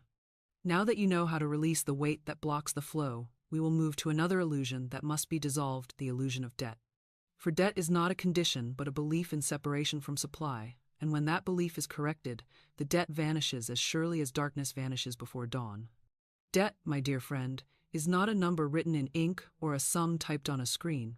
It is a state of consciousness, a shadow thought that whispers of separation from your supply. It is the echo of the lie that you owe life something, that you are behind, that you must struggle to pay for what was freely given by grace. The world teaches that debt is a normal part of living, that everyone owes someone, that you must spend your life catching up. But I tell you this, you were not born indebted, you were born supplied. You were born connected to a source so vast that it cannot be measured. The only debt you have ever truly owed is the debt of gratitude to the divine life that breathes through you. All else is illusion. And when you dissolve that illusion, you dissolve the debt. When I speak of dissolving, I mean transforming the very belief that gave birth to the condition. The law always begins in consciousness, never in numbers. You may change banks, restructure loans, or shuffle accounts, but if the inner feeling of lack remains, the outer debt will find another disguise. The only permanent freedom comes when you replace the thought of owing with the thought of owning too, owning your divine inheritance, your eternal supply, your right to ease, joy, and abundance. When you say, God's wealth flows freely through me, you cancel the old vibration of debt and install a new pattern of freedom. I remember a man who came to me, trembling over debts that seemed to crush him. He said, Florence, I can't see a way out. Every month I pay, and every month I owe more. I said, stop paying in fear. Start paying in faith. He frowned, confused, so I explained, when you pay a bill with worry, you multiply the vibration of lack. But when you pay it with gratitude, you increase your wealth. The money you give in fear is gone. The money you give in faith returns multiplied. I told him to affirm before every payment, I pay this bill in joy, and it blesses all it touches. God's abundance now circulates freely through me, returning to me increased 1,000-fold. Within months, the debts began to vanish. Unexpected income arrived, opportunities opened, old accounts were cleared. He said to me later, Florence, I never imagined money could behave like that. I replied, money didn't change, you did. You stopped treating it as a prison guard and started treating it as a messenger of God. Debt is like fog. It looks dense, but it has no substance. It dissolves the moment you shine the light of truth upon it. That truth is simple. All provision comes from the infinite. An infinite supply cannot run short. When you think you owe something, remind yourself that you and God are one. God is the giver, the gift, and the giving. The same power that provided the breath in your lungs provides every dollar you will ever need. The more you recognize that unity, the faster every false appearance of debt disappears. Do not be deceived by appearances. The world of form is always playing catch-up with the world of spirit. You may still see the numbers, but once the inner alignment is made, they are already changing in the unseen. That is why I tell my students to bless their bills. A bill is not a punishment, it is a compliment. It is life saying, you have been trusted with energy, and now you are being given the opportunity to prove your faith in circulation. When you bless a bill, you break its power to frighten you. You turn it from a demand into a declaration. I tell them, don't say, I owe this. Say, this is already paid by divine substance in perfect ways. Then take action in joy, knowing that you are participating in the great flow of giving and receiving. I have also seen the opposite people who hoard, afraid to spend, clinging to their coins as though money were their savior. But fear of spending is another form of debt. It is the same belief in limitation wearing a different mask. Money is energy, it must move to live. If you stop its flow, it stagnates. When you spend joyfully, you bless the circuit. When you give with peace, you open channels wider. The universe always refills what you release with love. Let me give you a picture. Imagine you are standing beside a beautiful fountain. Water flows freely from its center, overflowing into pools and streams that feed the gardens around you. Now imagine you scoop up a handful of that water and close your fist tightly, afraid to lose it. What happens? It runs out between your fingers, leaving your hand dry. But if you open your hand and let it flow, you can dip again and again, always full. That is the law of supply. It is movement, not possession. Holding too tightly is the real poverty. Trusting the flow is wealth beyond measure. One of my students once wrote to me saying, Florence, I have debts I cannot pay, and it keeps me awake at night. I told her to stop calling them my debts. The possessive pronoun binds you to the condition. Instead, I said, call them the illusion of debt. She began to affirm, the illusion of debt is dissolved now and forever. I am free, and God's wealth flows to me in perfect ways. Within a few weeks, unexpected forgiveness came from one of her creditors, and another offered her extended grace. In time, her balance sheet was cleared, but more importantly, her mind was free. She said, I no longer see bills as threats, I see them as proof of God's circulation. That shift of awareness was the real miracle. I often remind people that freedom from debt begins with gratitude, not guilt. Guilt says, I'm wrong for having this condition. Gratitude says, I'm grateful that truth dissolves it. The emotion you attach to your circumstance determines how long it remains. The moment you move from fear to faith, from guilt to gratitude, from resistance to blessing, the energy untangles. The channels open, the debts clear. Let's make this truth practical right now. Take a moment and think of any bill, loan, or obligation that weighs on your mind. Picture it in front of you as a piece of paper glowing with light. Say quietly, this is not a debt, it is divine energy in motion. Infinite supply now balances every account. What is owed is paid, what is given is returned, and all is complete under grace and in perfect ways. Feel the relief in your body as you say it. That feeling is the real transaction. The numbers will catch up soon enough. Debt is the shadow of mistrust, and trust is the dawn that dispels it. When you stop believing that you are separate from your source, all accounts come to balance. You realize that you were never in deficit. You were only dreaming of separation. And when you wake from that dream, you find yourself standing in the garden of infinite wealth, where every flower is paid for, every need supplied, every exchange balanced in perfect order. And now that you have learned to see through the illusion of debt, it's time to clear another subtle obstruction to prosperity, an invisible chain that binds more hearts than all the debts of the world combined. It is the weight of resentment, the unpaid balance of unforgiveness. Because until the heart is free, the hands cannot receive. So let us move into the next revelation. Forgiveness as the gateway to financial freedom and the circulation of divine love. There is a secret chamber within the heart where all the treasures of life are stored, and that chamber must be kept open if you wish for the current of divine supply to flow through you without obstruction. Nothing closes it faster, nothing seals it tighter than resentment. Unforgiveness is the invisible debt that weighs more heavily than any financial one because it blocks not just your joy but the very circulation of spirit through your affairs. You may speak the word of prosperity until your voice grows weary, but if there is bitterness hidden in some corner of your soul, you will feel as though the heavens are brass, the prayers unanswered, the flow unmoving. It is not punishment, it is simple law. The current of good cannot pass through a channel choked with grievance. Every unhealed resentment is a knot in the hose of supply. The moment you forgive, the knot loosens, the flow resumes, and what seemed delayed rushes in like a river breaking through a dam. Forgiveness is not an emotion, it is a decision to stop carrying what does not belong to you. It does not mean condoning the wrong or pretending it didn't hurt. It means releasing yourself from the poison of remembering it again and again. When you refuse to forgive, you bind yourself to the very energy you despise.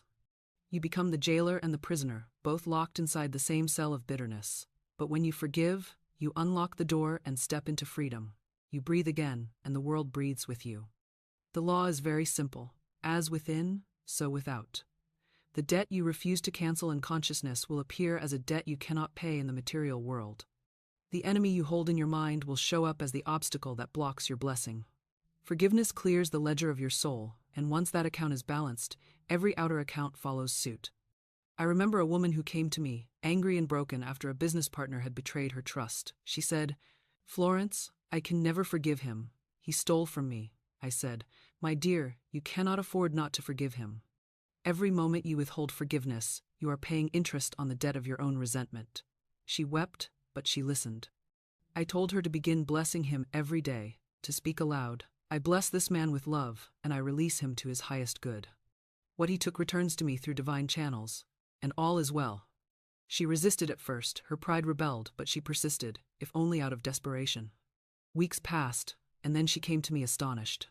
"Florence," she said, "the strangest thing happened. A new client came into my life, and the amount they paid me was almost exactly what I had lost." I smiled and said, "Nothing strange about it. The moment you forgave, you opened the floodgate. The universe was simply waiting for your permission." I have seen this principle demonstrated in countless ways. A man once told me, "My finances are stagnant, every deal I touch falls through." I asked him, "Is there anyone you resent?" He hesitated, then admitted, "My brother and I haven't spoken in years." I said, "Then that's where your prosperity is locked. Release your brother, and you'll release your wealth." He thought it absurd, but agreed to try. He wrote his brother a letter of goodwill, expecting nothing in return. The very week he mailed it, a long-delayed payment came through from a client. He said, "Florence, The timing can't be a coincidence. I told him, it's not coincidence, it's correspondence. Inner release creates outer return. You see, forgiveness restores circulation. Life itself is circulation, blood through the body, breath through the lungs, money through the economy, love through relationships. Wherever there is flow, there is health. Wherever there is obstruction, there is decay. Unforgiveness is spiritual cholesterol, clogging the arteries of abundance. The moment you remove it, vitality returns. You begin to see that every person who hurt you was a teacher in disguise, showing you where you still clung to fear, pride, or the need for control. Bless them for the lesson, and they lose all power to harm you. People often ask me, but Florence, how can I forgive someone who isn't sorry? And I say, you forgive them, not for their sake, but for yours. Forgiveness is not reconciliation, it's release. You are not waiting for their apology, you are freeing your own heart. You cannot drink poison and hope another falls ill. The act of forgiveness detoxifies your consciousness so that divine energy can circulate freely again. It is spiritual hygiene. You do not wait for others to deserve it any more than you wait for your home to be clean before you dust it. You forgive because you love freedom more than you love resentment. There is another level of forgiveness that must also be addressed. Self-forgiveness. Many people unconsciously sabotage their prosperity because they secretly believe they do not deserve it. They carry guilt from the past, shame over mistakes, regrets over what might have been. That guilt becomes a wall between them and their good.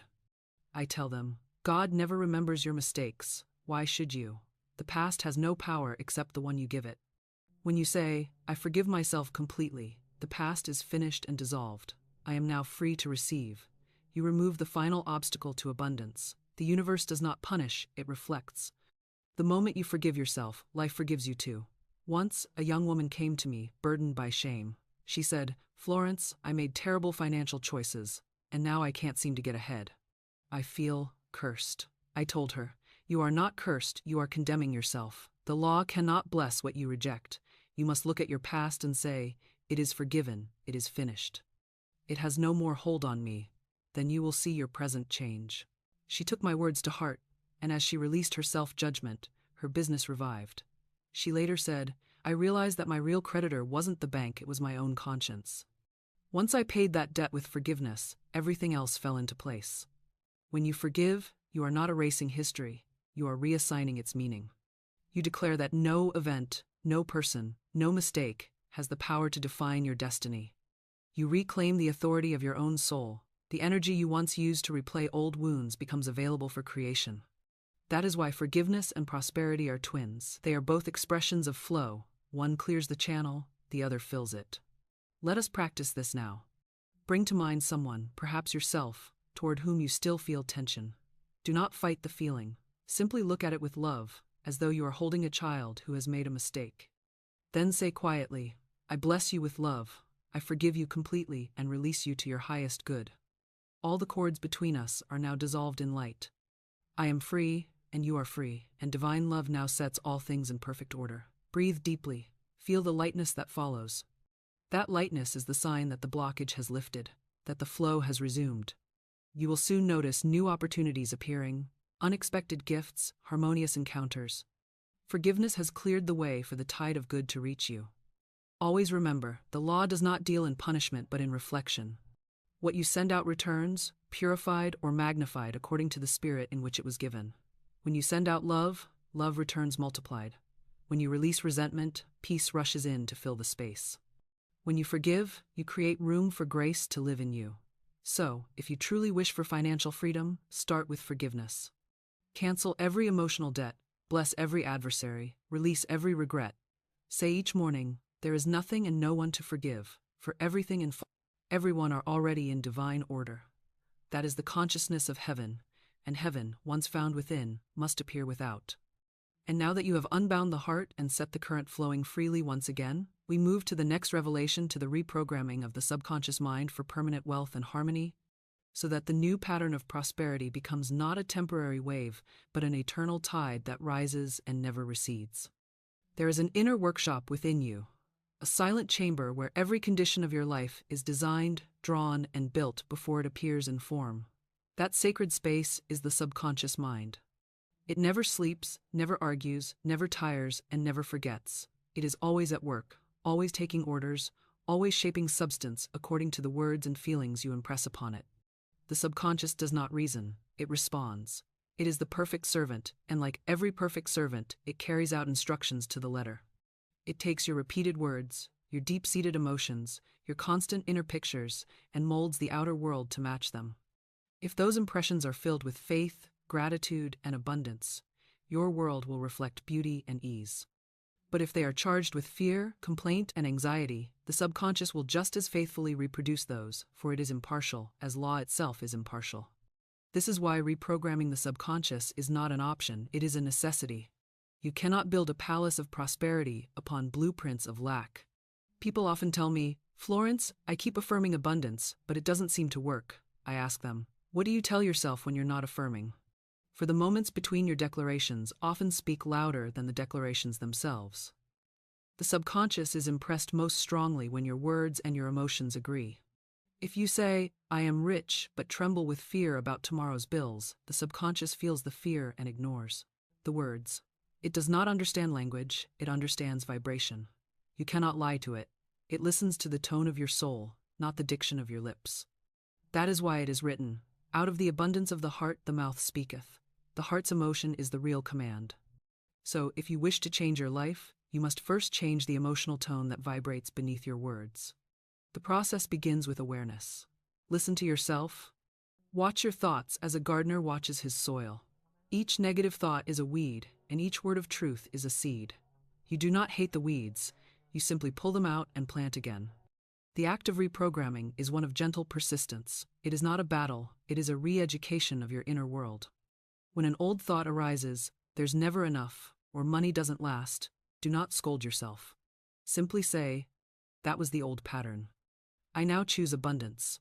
Then replace it with a living statement of truth. God is my instant, constant, and abundant supply. What is mine by divine right cannot be taken or delayed.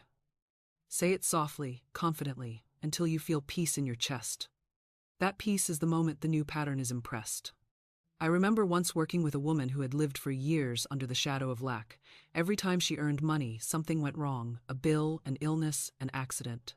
She said, "Florence, it feels like I'm cursed." I told her, "You're not cursed, you're conditioned. Your subconscious has been trained to expect loss. It's doing exactly what you told it to." She looked surprised. "I never told it to do that," she said. "Yes, you did," I answered gently. Every time you said, "Something always goes wrong," you gave it a command. I gave her new words. "Everything always goes right for me now. I am guided, protected, and abundantly supplied." I told her to say it at night before sleep, and again upon waking, because those moments are when the subconscious is most open, half in the world of form, half in the world of spirit. Within a few weeks, her entire pattern shifted. Money stayed. Opportunities multiplied. "I feel safe now," she said. And I told her, "That safety was always there. You just had to let your mind believe it." The subconscious is the bridge between heaven and earth.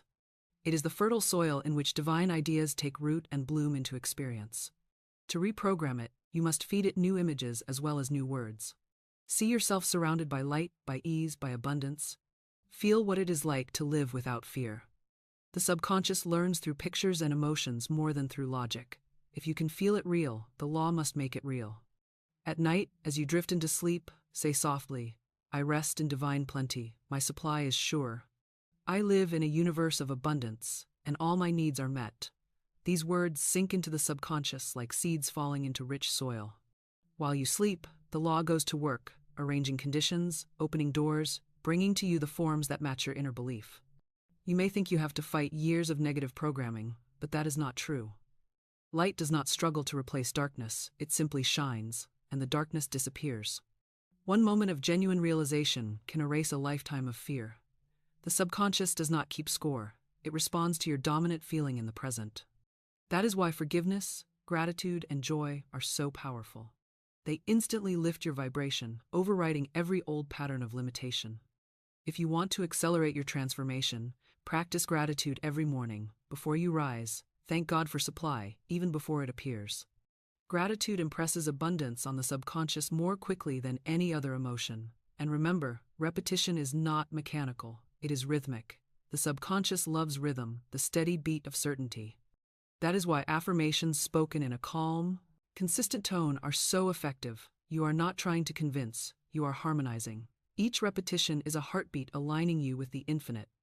Eventually, the new thought becomes so natural that you no longer affirm it, you live it. You find yourself thinking prosperity, breathing prosperity, expecting prosperity. That is when the reprogramming is complete. Let me give you one more practice, simple but powerful.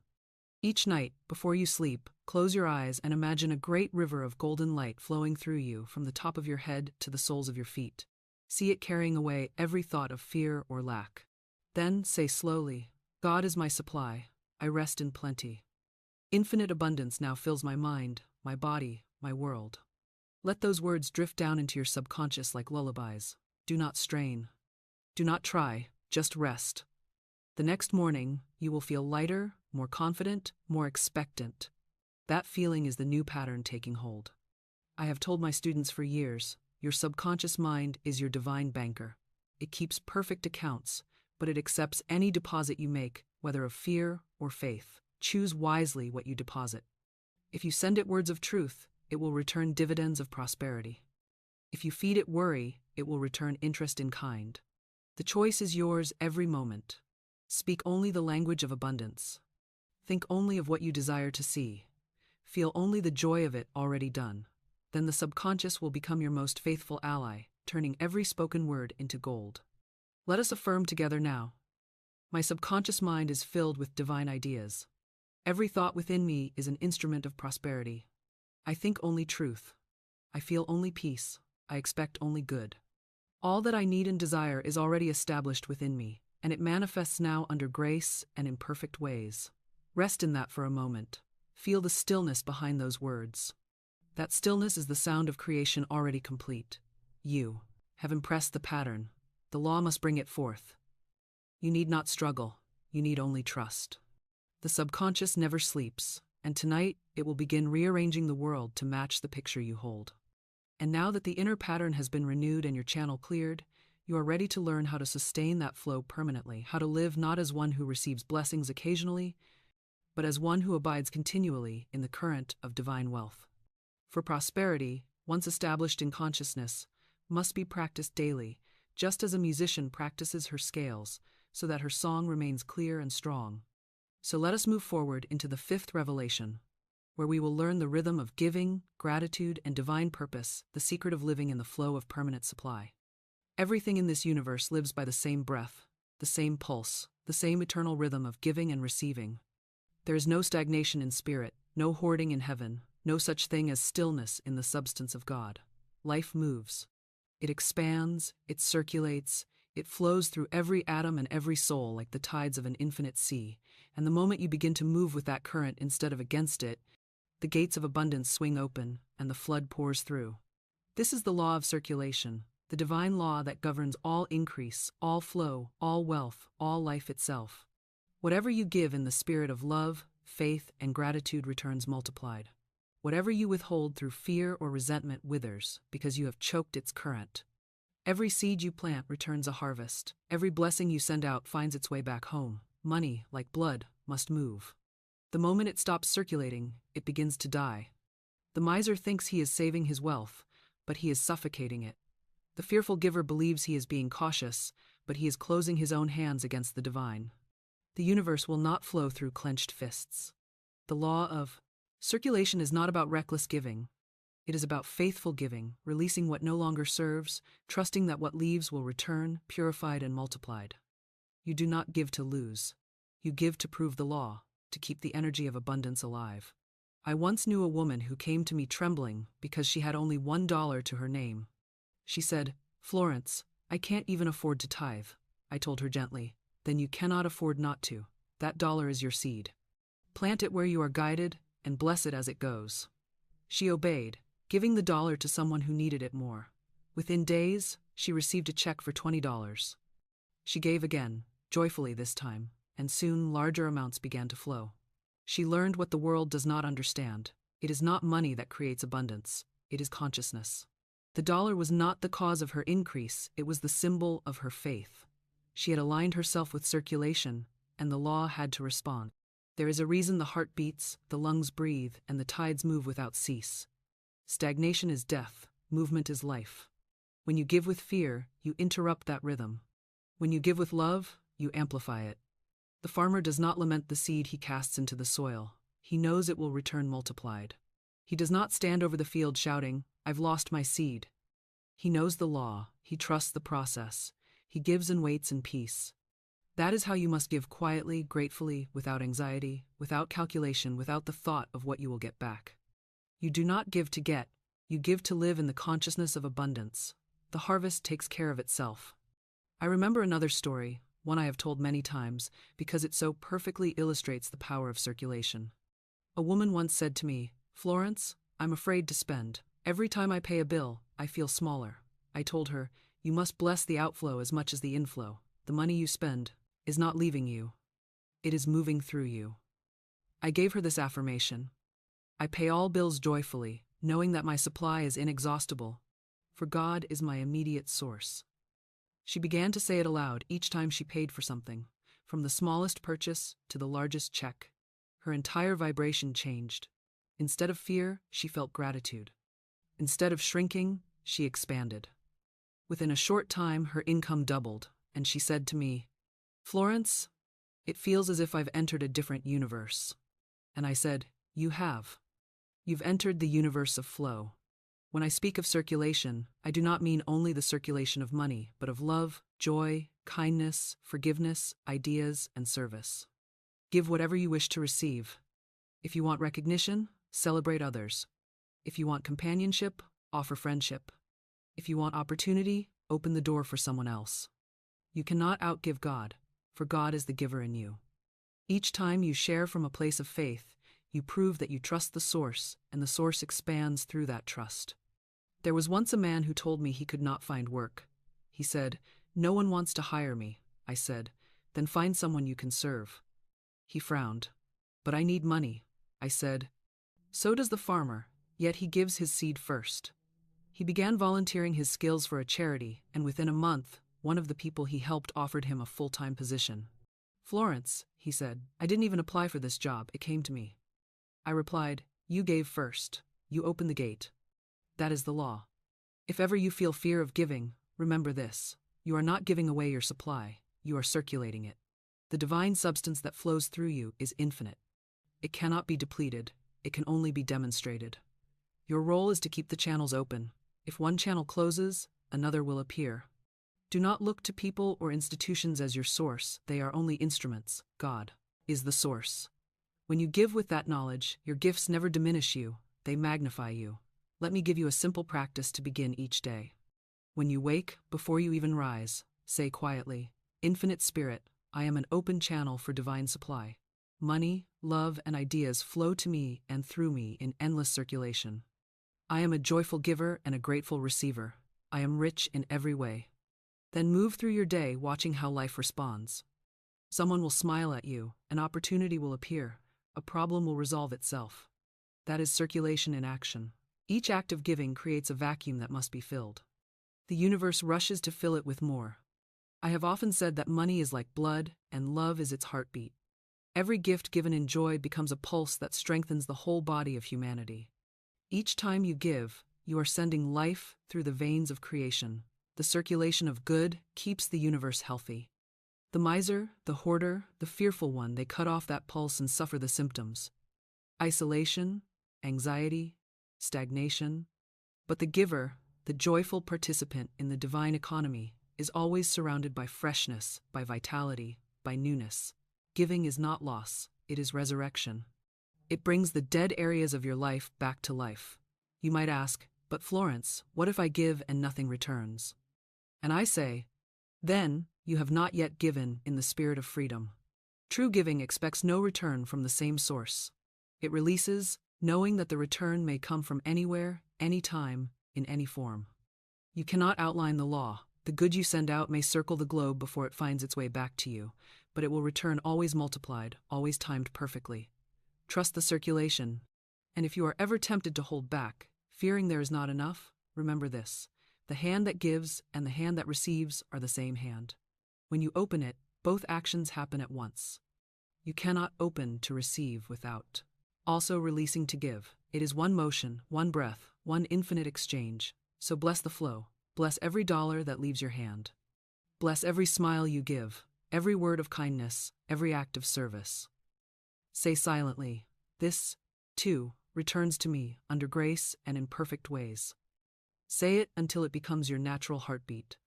And soon you will find that life itself begins to circulate around you like a living aura of abundance.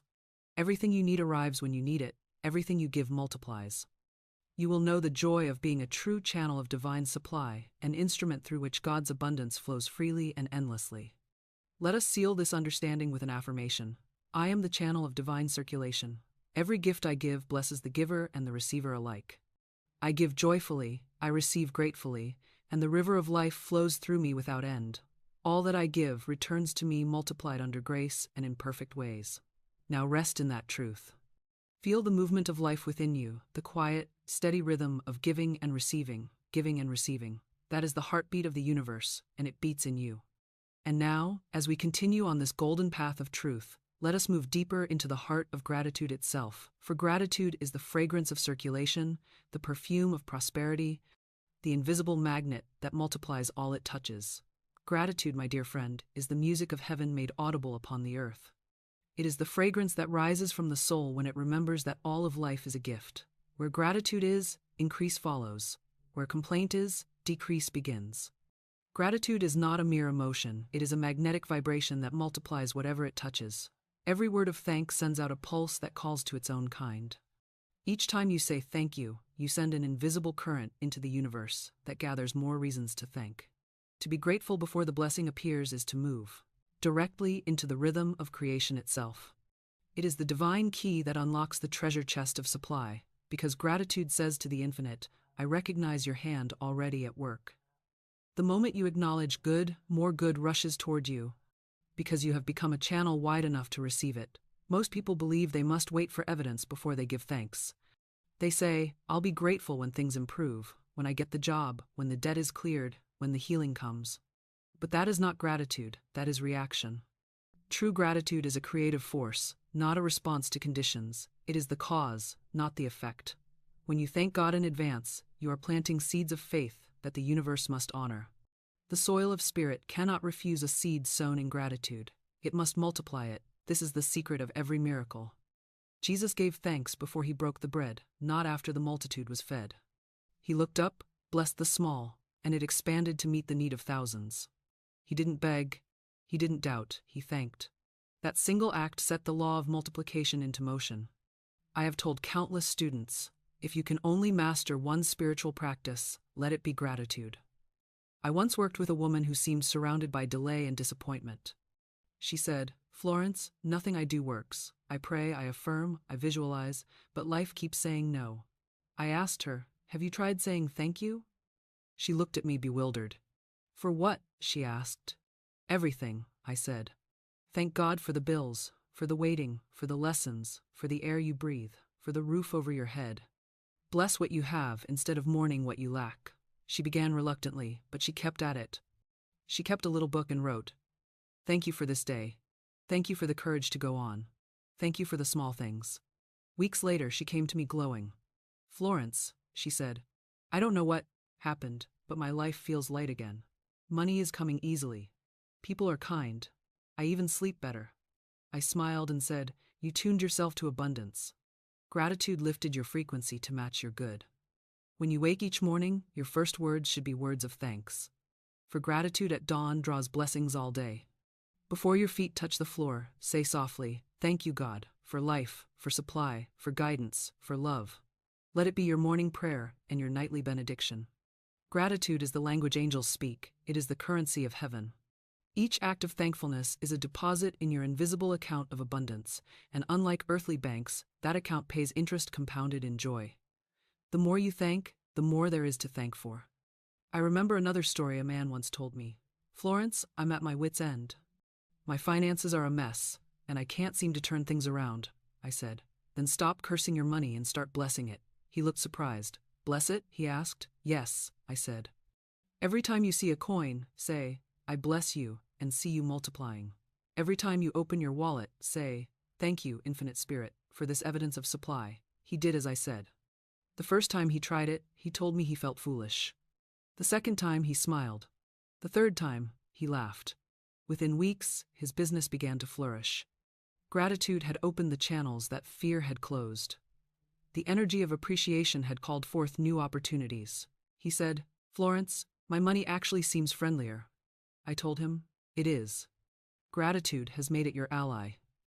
The act of giving thanks in adversity is the highest form of mastery. Anyone can be grateful when life is kind, but the soul that can bless the storm while the winds are howling has entered the kingdom of power. I once said that every test is a blessing in disguise, and gratitude is what removes the disguise.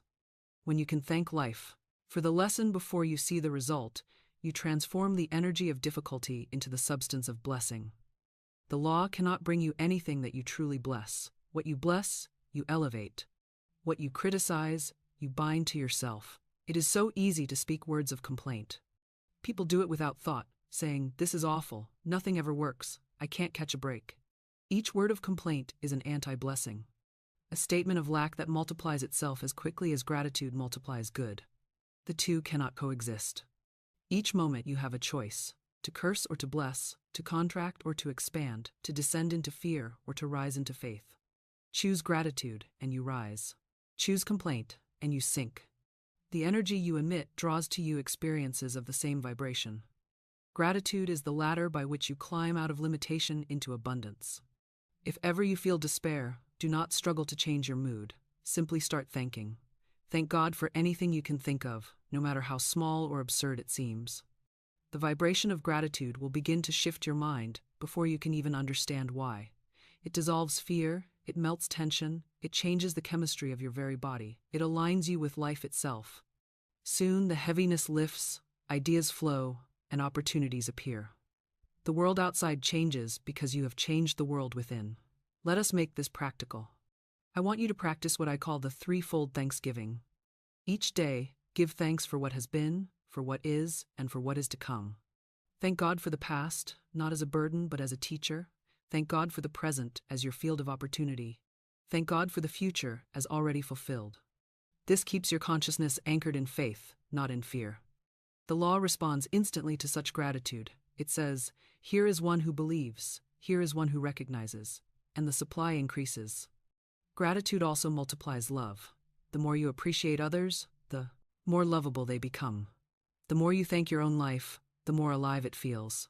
Bless the people who serve you, the cashier, the driver, the stranger who holds the door. Each word of thanks is a seed of kindness that blossoms somewhere in the unseen, and when it blooms, it returns to you in ways beyond imagining.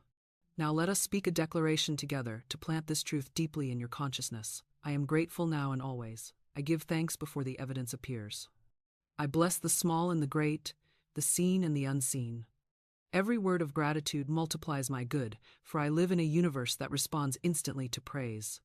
What I bless blesses me. What I thank expands. Say it slowly, feel it vibrate in your chest. That vibration is the golden current of multiplication moving through you. Every thought of gratitude is a beam of light, and together they form a crown of radiance around your life. Walk in that light, and lack can never find you. Gratitude turns your world into gold, not metaphorical gold, but living substance, visible provision, tangible prosperity. It is alchemy of the soul. And once you learn to live in continual thanksgiving, you will discover that you are never without supply, for the thankful heart is the magnet of heaven itself. Now, as we move deeper into this journey, we must speak of the great purpose behind all abundance, the reason prosperity exists at all, to fulfill your divine design. For money and supply were never meant to be the end. They are the means by which your purpose is expressed, your gifts are given, your joy is made manifest. Let us go forward and speak now of living from divine purpose, for that is the true foundation of permanent wealth. There is a reason why you were born, a divine idea that long ago leapt from the mind of God and took form as you. You are not an accident, not a coincidence, not a random spark lost in the crowd of creation. You are a plan fulfilled, a purpose unfolding, a melody that the infinite desired to hear made audible through your life. When you live from that divine purpose, you live from the center of your supply, because purpose is the pipeline through which all prosperity flows. You cannot be poor while you are doing the work that God created you to do. You cannot lack when you are in alignment with your true calling, for the universe rushes to support every soul that is expressing its divine design. The moment you begin to serve the plan written within your own heart, every need is met in perfect ways. Doors open, opportunities appear, provision comes from invisible channels, and you walk as one who is upheld by the law itself. I have met so many who chase money, only to find that it runs faster than they can. They wear themselves out pursuing the shadow instead of the substance. But those who follow their purpose, who give their gifts freely, who seek first to serve rather than to secure, find that money begins to chase them. For money is the echo of usefulness. It is the applause of life-rewarding service. When you are doing what you love, what you were created for, the law of circulation turns in your favor, because you are in rhythm with the great intention of creation itself. You are no longer working against the tide, you are carried by it. People often ask me, Florence, how do I find my purpose? And I tell them, your purpose is not hiding, it has been whispering to you all along. It lives in your joy, in your natural talents, in the activities that make you forget time. The things you do effortlessly, the things that fill you with quiet satisfaction, those are clues to your divine design. The soul never shouts, it speaks in subtle nudges, gentle longings, sacred excitement. Follow the feeling of aliveness. That is your compass. The intellect will argue, but the heart knows. There was once a woman who came to me disheartened. She said, Florence, I'm working so hard, but nothing feels right. I can't seem to get ahead. I asked her, do you love what you do? She said, no, but it pays the bills. I told her, then you are working for fear instead of faith. You are obeying limitation, not divine law. I gave her an affirmation. There is a perfect work in a perfect way. I give a perfect service for perfect pay. I told her to repeat it daily, to let it sink deep into her consciousness, and to follow any intuitive ideas that arose. Within months, she was offered a position in a field she had long admired but never dared to pursue. The new work suited her perfectly, the pay was greater, and she said, Florence, it feels like this job found me. I told her, it did. It was waiting all along for you to become ready to receive it. When you live from divine purpose, you do not chase opportunities, you magnetize them. Your purpose need not be grand in the eyes of the world. It may be as simple as bringing light to those around you, speaking truth in your daily tasks, expressing beauty in the small things. A rose fulfills its purpose just by blooming. The sun fulfills its purpose by shining. You fulfill your purpose by being exactly what God intended, a channel of love, wisdom, and creation. When you give your service with joy, you activate the law of divine compensation, and the universe cannot help but prosper you. I once said that there is no such thing as a small work if it is done with a great spirit. A man sweeping a floor with love is serving the divine plan as fully as a musician performing a symphony. The power lies not in the task but in the consciousness behind it. When your work becomes a form of worship, when every action is an offering to the infinite, even the simplest labor turns to gold. You become a co-creator with God, and all of heaven becomes your employer. Many struggle because they separate their spiritual life from their daily work. They say, I will be spiritual when I pray, but business is business. They forget that business is simply the movement of supply, and all supply is divine. When you infuse your work with spirit, you turn commerce into communion. Every sale becomes. There is a point in every life when one must turn inward and ask the great question, not how can I get more, but why am I here? For until that question is answered, all outer abundance is unstable, and every blessing feels temporary. To live in divine purpose is to be anchored in the eternal current of supply, for when you are about your Father's business, the Father's wealth becomes your inheritance. The world teaches that we work for money, but the truth is that we work for expression. We are here not to earn a living, but to reveal a life. When you move in harmony with your purpose, every door opens easily, every channel stays clear, and the divine economy rushes to support you. You cannot fail in what you are divinely designed to do, for the design itself contains its provision. The bird never wonders whether it can afford to fly. The flight is built into its being. The fish does not save up to swim. Water is its home, so it is with you. The moment you discover your true function in the great body of spirit, supply begins to flow through you like blood through the veins. Many souls spend years chasing what they call success, only to find themselves exhausted and empty when they finally reach it. They climb ladders that lean against the wrong wall. They accumulate possessions that bring no peace. They labor under goals that were never their own, and they wonder why the joy does not last. I tell them gently, You are pursuing effect instead of cause. You are chasing the shadow instead of the light that casts it. True prosperity is not achieved, it is allowed. It flows from alignment, not ambition. When you are in your right place, doing your right work, in the right spirit, supply comes so naturally that you scarcely notice how it arrives. It is as effortless as breathing, as joyful as singing. I remember a young woman who came to me many years ago. She said, "Florence, I've changed jobs 3 times, but nothing feels right. I want to do what I love, but I can't afford to." I looked at her and said, "You can't afford not to. God never asks you to do what He will not support." I gave her an affirmation that I have used myself countless times. There is a perfect work in a perfect way.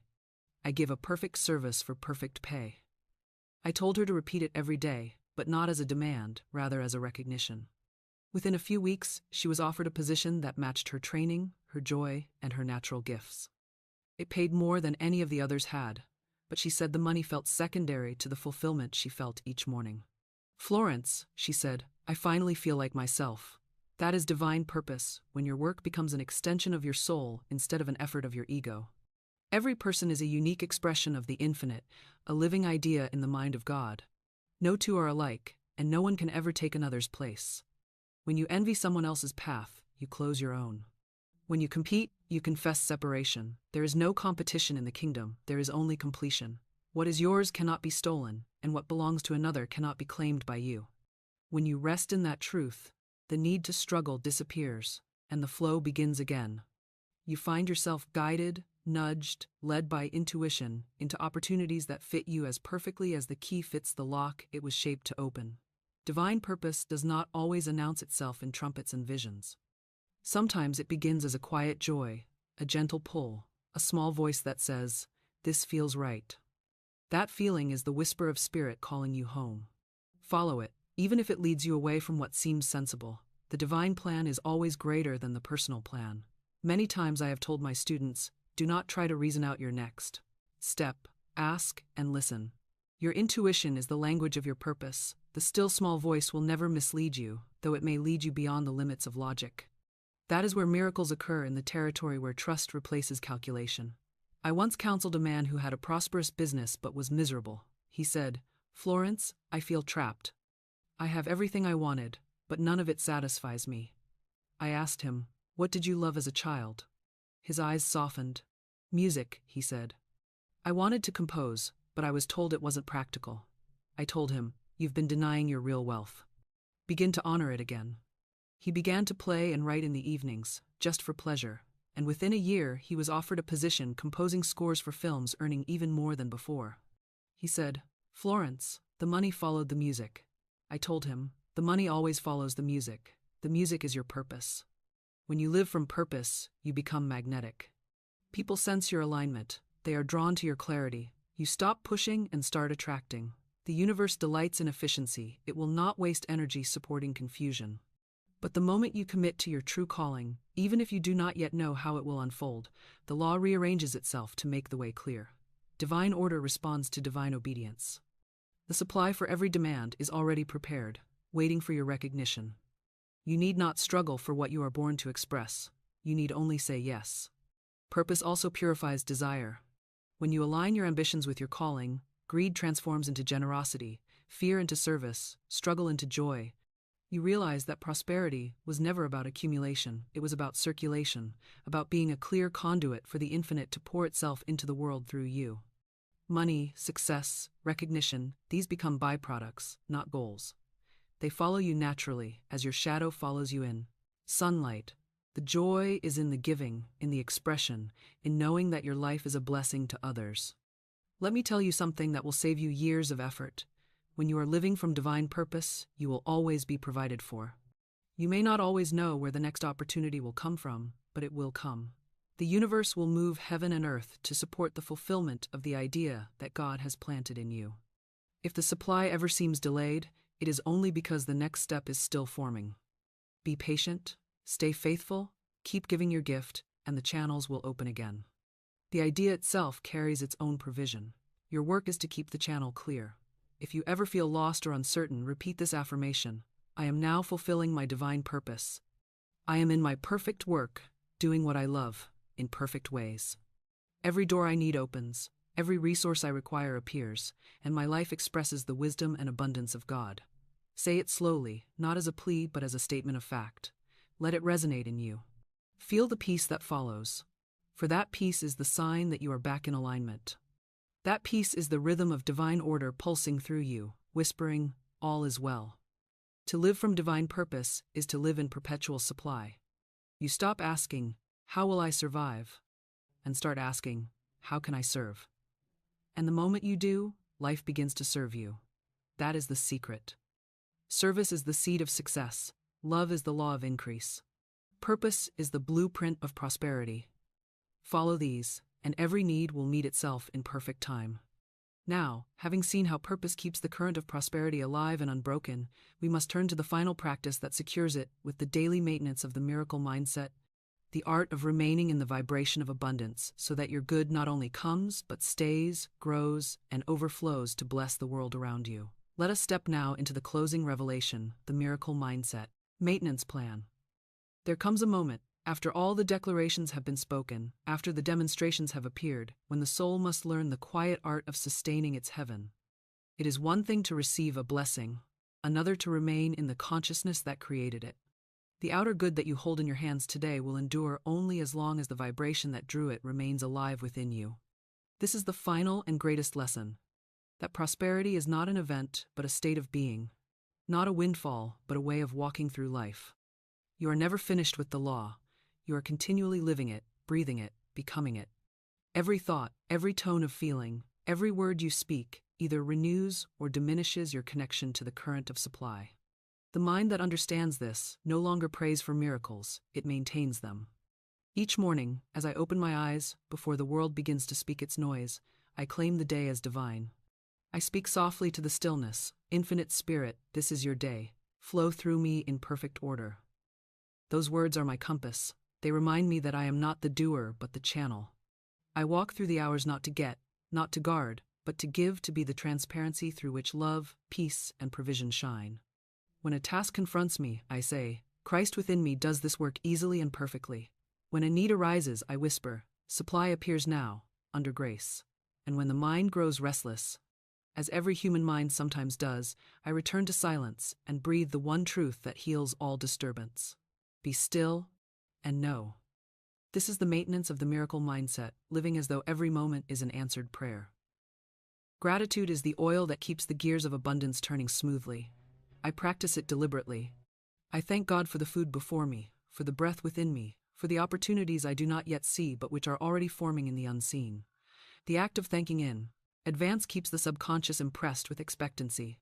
Gratitude keeps the door open, complaint closes it. I have learned that to guard one's words is to guard one's wealth. Idle talk of lack, gossip, or criticism lowers the vibration and slows the flow. So I speak only what I wish to multiply.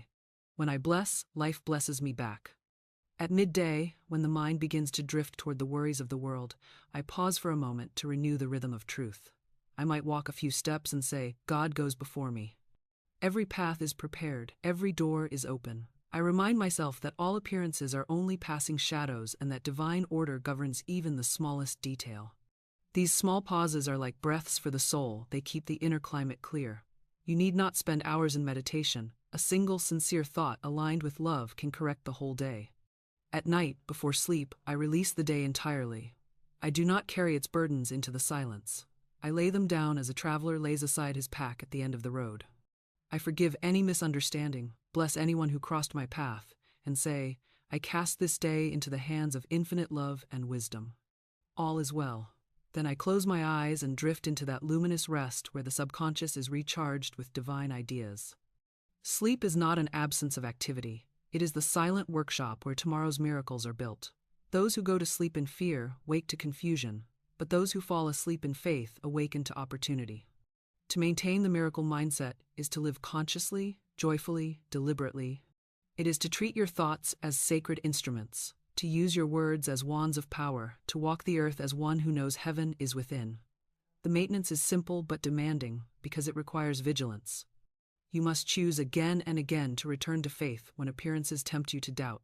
You must choose to forgive instead of resent, to bless instead of complain, to rest instead of strain. The more often you choose rightly, the more automatic it becomes. Eventually, truth becomes your default condition, and miracles your daily normal. There is one more secret I will share with you. When the mind is aligned with spirit, joy becomes the natural vibration of the soul. Joy is not the effect of things going well, it is the cause of things going well. To maintain the miracle mindset, you must cultivate joy not as a reward but as a practice. Sing, even if no one hears you. Smile, even if no one smiles back. Do something each day that lifts your heart, even if it seems trivial. Joy is the frequency of God's own being, and when you live in it, you draw to yourself every form of good. Joy is magnetic gold. I tell my students to imagine themselves as lighthouses of prosperity. Each morning, they polish their glass, clearing away fear and doubt so that the light can shine unobstructed. They do not chase ships to rescue them. They simply stand and shine, knowing that the right ones will find their way. That is how you maintain the miracle mindset. You do not chase your blessings, you radiate the consciousness that attracts them. You do not demand, you declare. You do not strain, you stand. If ever you feel yourself slipping into worry, remember that you are never far from peace. One declaration spoken with faith can restore the entire atmosphere of your mind. Say aloud, I am centered in the light of divine love. Nothing and no one can disturb the calm peace of my soul. Speak it until you feel it. Speak it until the wind of anxiety dies down and you can hear again the still small voice that has guided you from the beginning. Now let us affirm this truth together, to seal it into the deepest part of your being. I live in a constant state of miracle consciousness. I think truth, I speak faith, I walk in peace. Every morning I awaken to divine supply, every evening I rest in divine security. I am sustained, supported, and surrounded by infinite love. The miracles of God are my daily bread, and I give thanks that they never cease. Pause, breathe, and feel that rhythm within you, the rhythm of faith that sustains every miracle. That steady heartbeat of gratitude and trust is the true maintenance of the mind in Christ consciousness. Once you have established it, you will find that even in moments of chaos, a calm wisdom governs you, and your life unfolds in a harmony too perfect to be planned. So remember this as you go forward. Miracles are not occasional, they are the natural order of a mind aligned with God. You were not meant to live from crisis to crisis, but from grace to grace, from glory to glory. Keep your inner altar clean, your thoughts bright, your heart generous, your faith steady. Let every day be a quiet yes to the infinite. Then your world will never cease to overflow, for you will have learned to live, not merely to receive abundance, but to be abundance itself. And now, as this great teaching draws to its close, let us turn to the final seal, the summary of truth, the living affirmation that gathers all these laws into one radiant declaration of peace and power. And now, beloved, we have come to the quiet summit of this journey. We have walked together through the laws and the language of prosperity, through the unseen banks of heaven, through the power of the spoken word, through the laws of substitution and non-resistance, through the dissolving of fear, debt, and resentment, and into the living flow of gratitude and purpose. We have climbed step by step from the valley of appearance to the high places of realization, where supply is not something we reach for, but something that breathes through us. Here, on this mount of illumination, I say to you, the words that turn any ATM into a money fountain are not secret syllables, not formulas to manipulate matter, but the living words of consciousness that declare, I and my supply are one. When that realization becomes the percent, the pulse of your being, every bank, every opportunity, every encounter, every circumstance becomes your servant, because the world must mirror the mind that knows its union with God. In this higher consciousness, you do not command by effort, you radiate by certainty. You do not plead, you pronounce. You do not pray as a beggar, you speak as an heir. For you have learned that the kingdom of heaven is not a place to reach. It is the vibration of being that you already are. You are the living word of abundance. Every syllable of truth that you have spoken through these teachings has been recorded in the infinite ledger of law, and it cannot return void. Even now, unseen currents are moving, unseen doors are unlocking, unseen channels are opening, carrying to you the manifestation of the words you have sown. You have called forth divine substance, and it is answering. You have lifted your vision, and heaven has revealed itself through the substance of your everyday life. Pause now and feel that truth. Breathe it as though it were the air that sustains you, for indeed it is. The same breath that fills your lungs fills the universe. The same intelligence that directs the stars directs your affairs. The same love that moves the tides moves your money, your opportunities, your good. You are not separated from this love. You are a wave upon its sea. Each time you speak a word of faith, you ripple that ocean. Each time you affirm abundance, you shape its waves into form. The law is exact, but it is also merciful, for it responds not to the fear of yesterday, but to the faith of this very moment. Right now, in this instant, you can rewrite your entire life by claiming your oneness with divine supply. Say it with me softly, as if your voice were the whisper of the infinite speaking through human lips. Infinite Spirit, open the way for great abundance for me. I am an irresistible magnet for all that belongs to me by divine right. What is mine cannot be lost, what is not, mine cannot be held.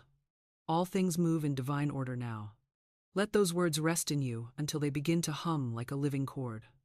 That hum is the vibration of creation itself. The outer world will soon catch up to its rhythm. You will see doors open without effort, checks arrive without asking, healing come without struggle, and joy bloom without reason. This is not magic, this is law. And now that you know it, you can never again pretend to be powerless. You are the Word made flesh. You are the channel of God's inexhaustible supply. Remember always that you maintain your wealth not by force but by flow. Keep gratitude alive in your heart. Speak blessings upon every form of money that passes through your hands. Treat your work as a sacrament, your home as an altar, your words as wands. Refuse to speak lack even in jest. Refuse to bow to fear even in appearance. When the world trembles, stand still and know. When conditions shift, remember that truth never does. When you seem to lose, declare substitution. When you face resistance, bless it into non-resistance. When you fear delay, rest in divine timing. When you feel burdened, cast it on the Christ within. When you see debt, call it illusion. When you feel resentment, forgive. When you need strength, remember that joy is your power. And when you wonder what to do, listen inward. For the voice of your divine purpose will always tell you where to go. This is the way to live in permanent supply. Not through striving or calculation, but through constant communion with divine law. The ATM may stand as a symbol, but the true fountain of money, of energy, of life is within. You need not touch a screen to draw from it. You need only speak the word. Every time you say, God is my supply, you are pressing the sacred code that releases the current. Every affirmation of faith is a withdrawal from the invisible account of heaven. And unlike the accounts of earth, this one never diminishes. It is replenished by use, multiplied by circulation, magnified by gratitude. Before I close, I ask you to say this with me one final time, not as repetition but as realization. I am rich in mind, body, and affairs. Infinite supply flows to me and through me, under grace, in perfect ways. Every day is a day of abundance, every breath a breath of plenty, every thought a thought of peace. I live in the rhythm of divine order, and I rejoice, for the law is fulfilled. Take a deep breath and let silence follow. That silence is sacred. It is the still point where God and man are one. In that stillness, your new life has already begun. Walk forward now as one who knows. Look at the world through eyes washed clean of fear, and you will see prosperity everywhere, flowing in rivers, growing in gardens, shining in faces, and resting quietly in your own hands. You have discovered the secret that saints and sages have whispered through the ages. That heaven is not distant, that supply is not apart, that the word is the bridge between the seen and the unseen.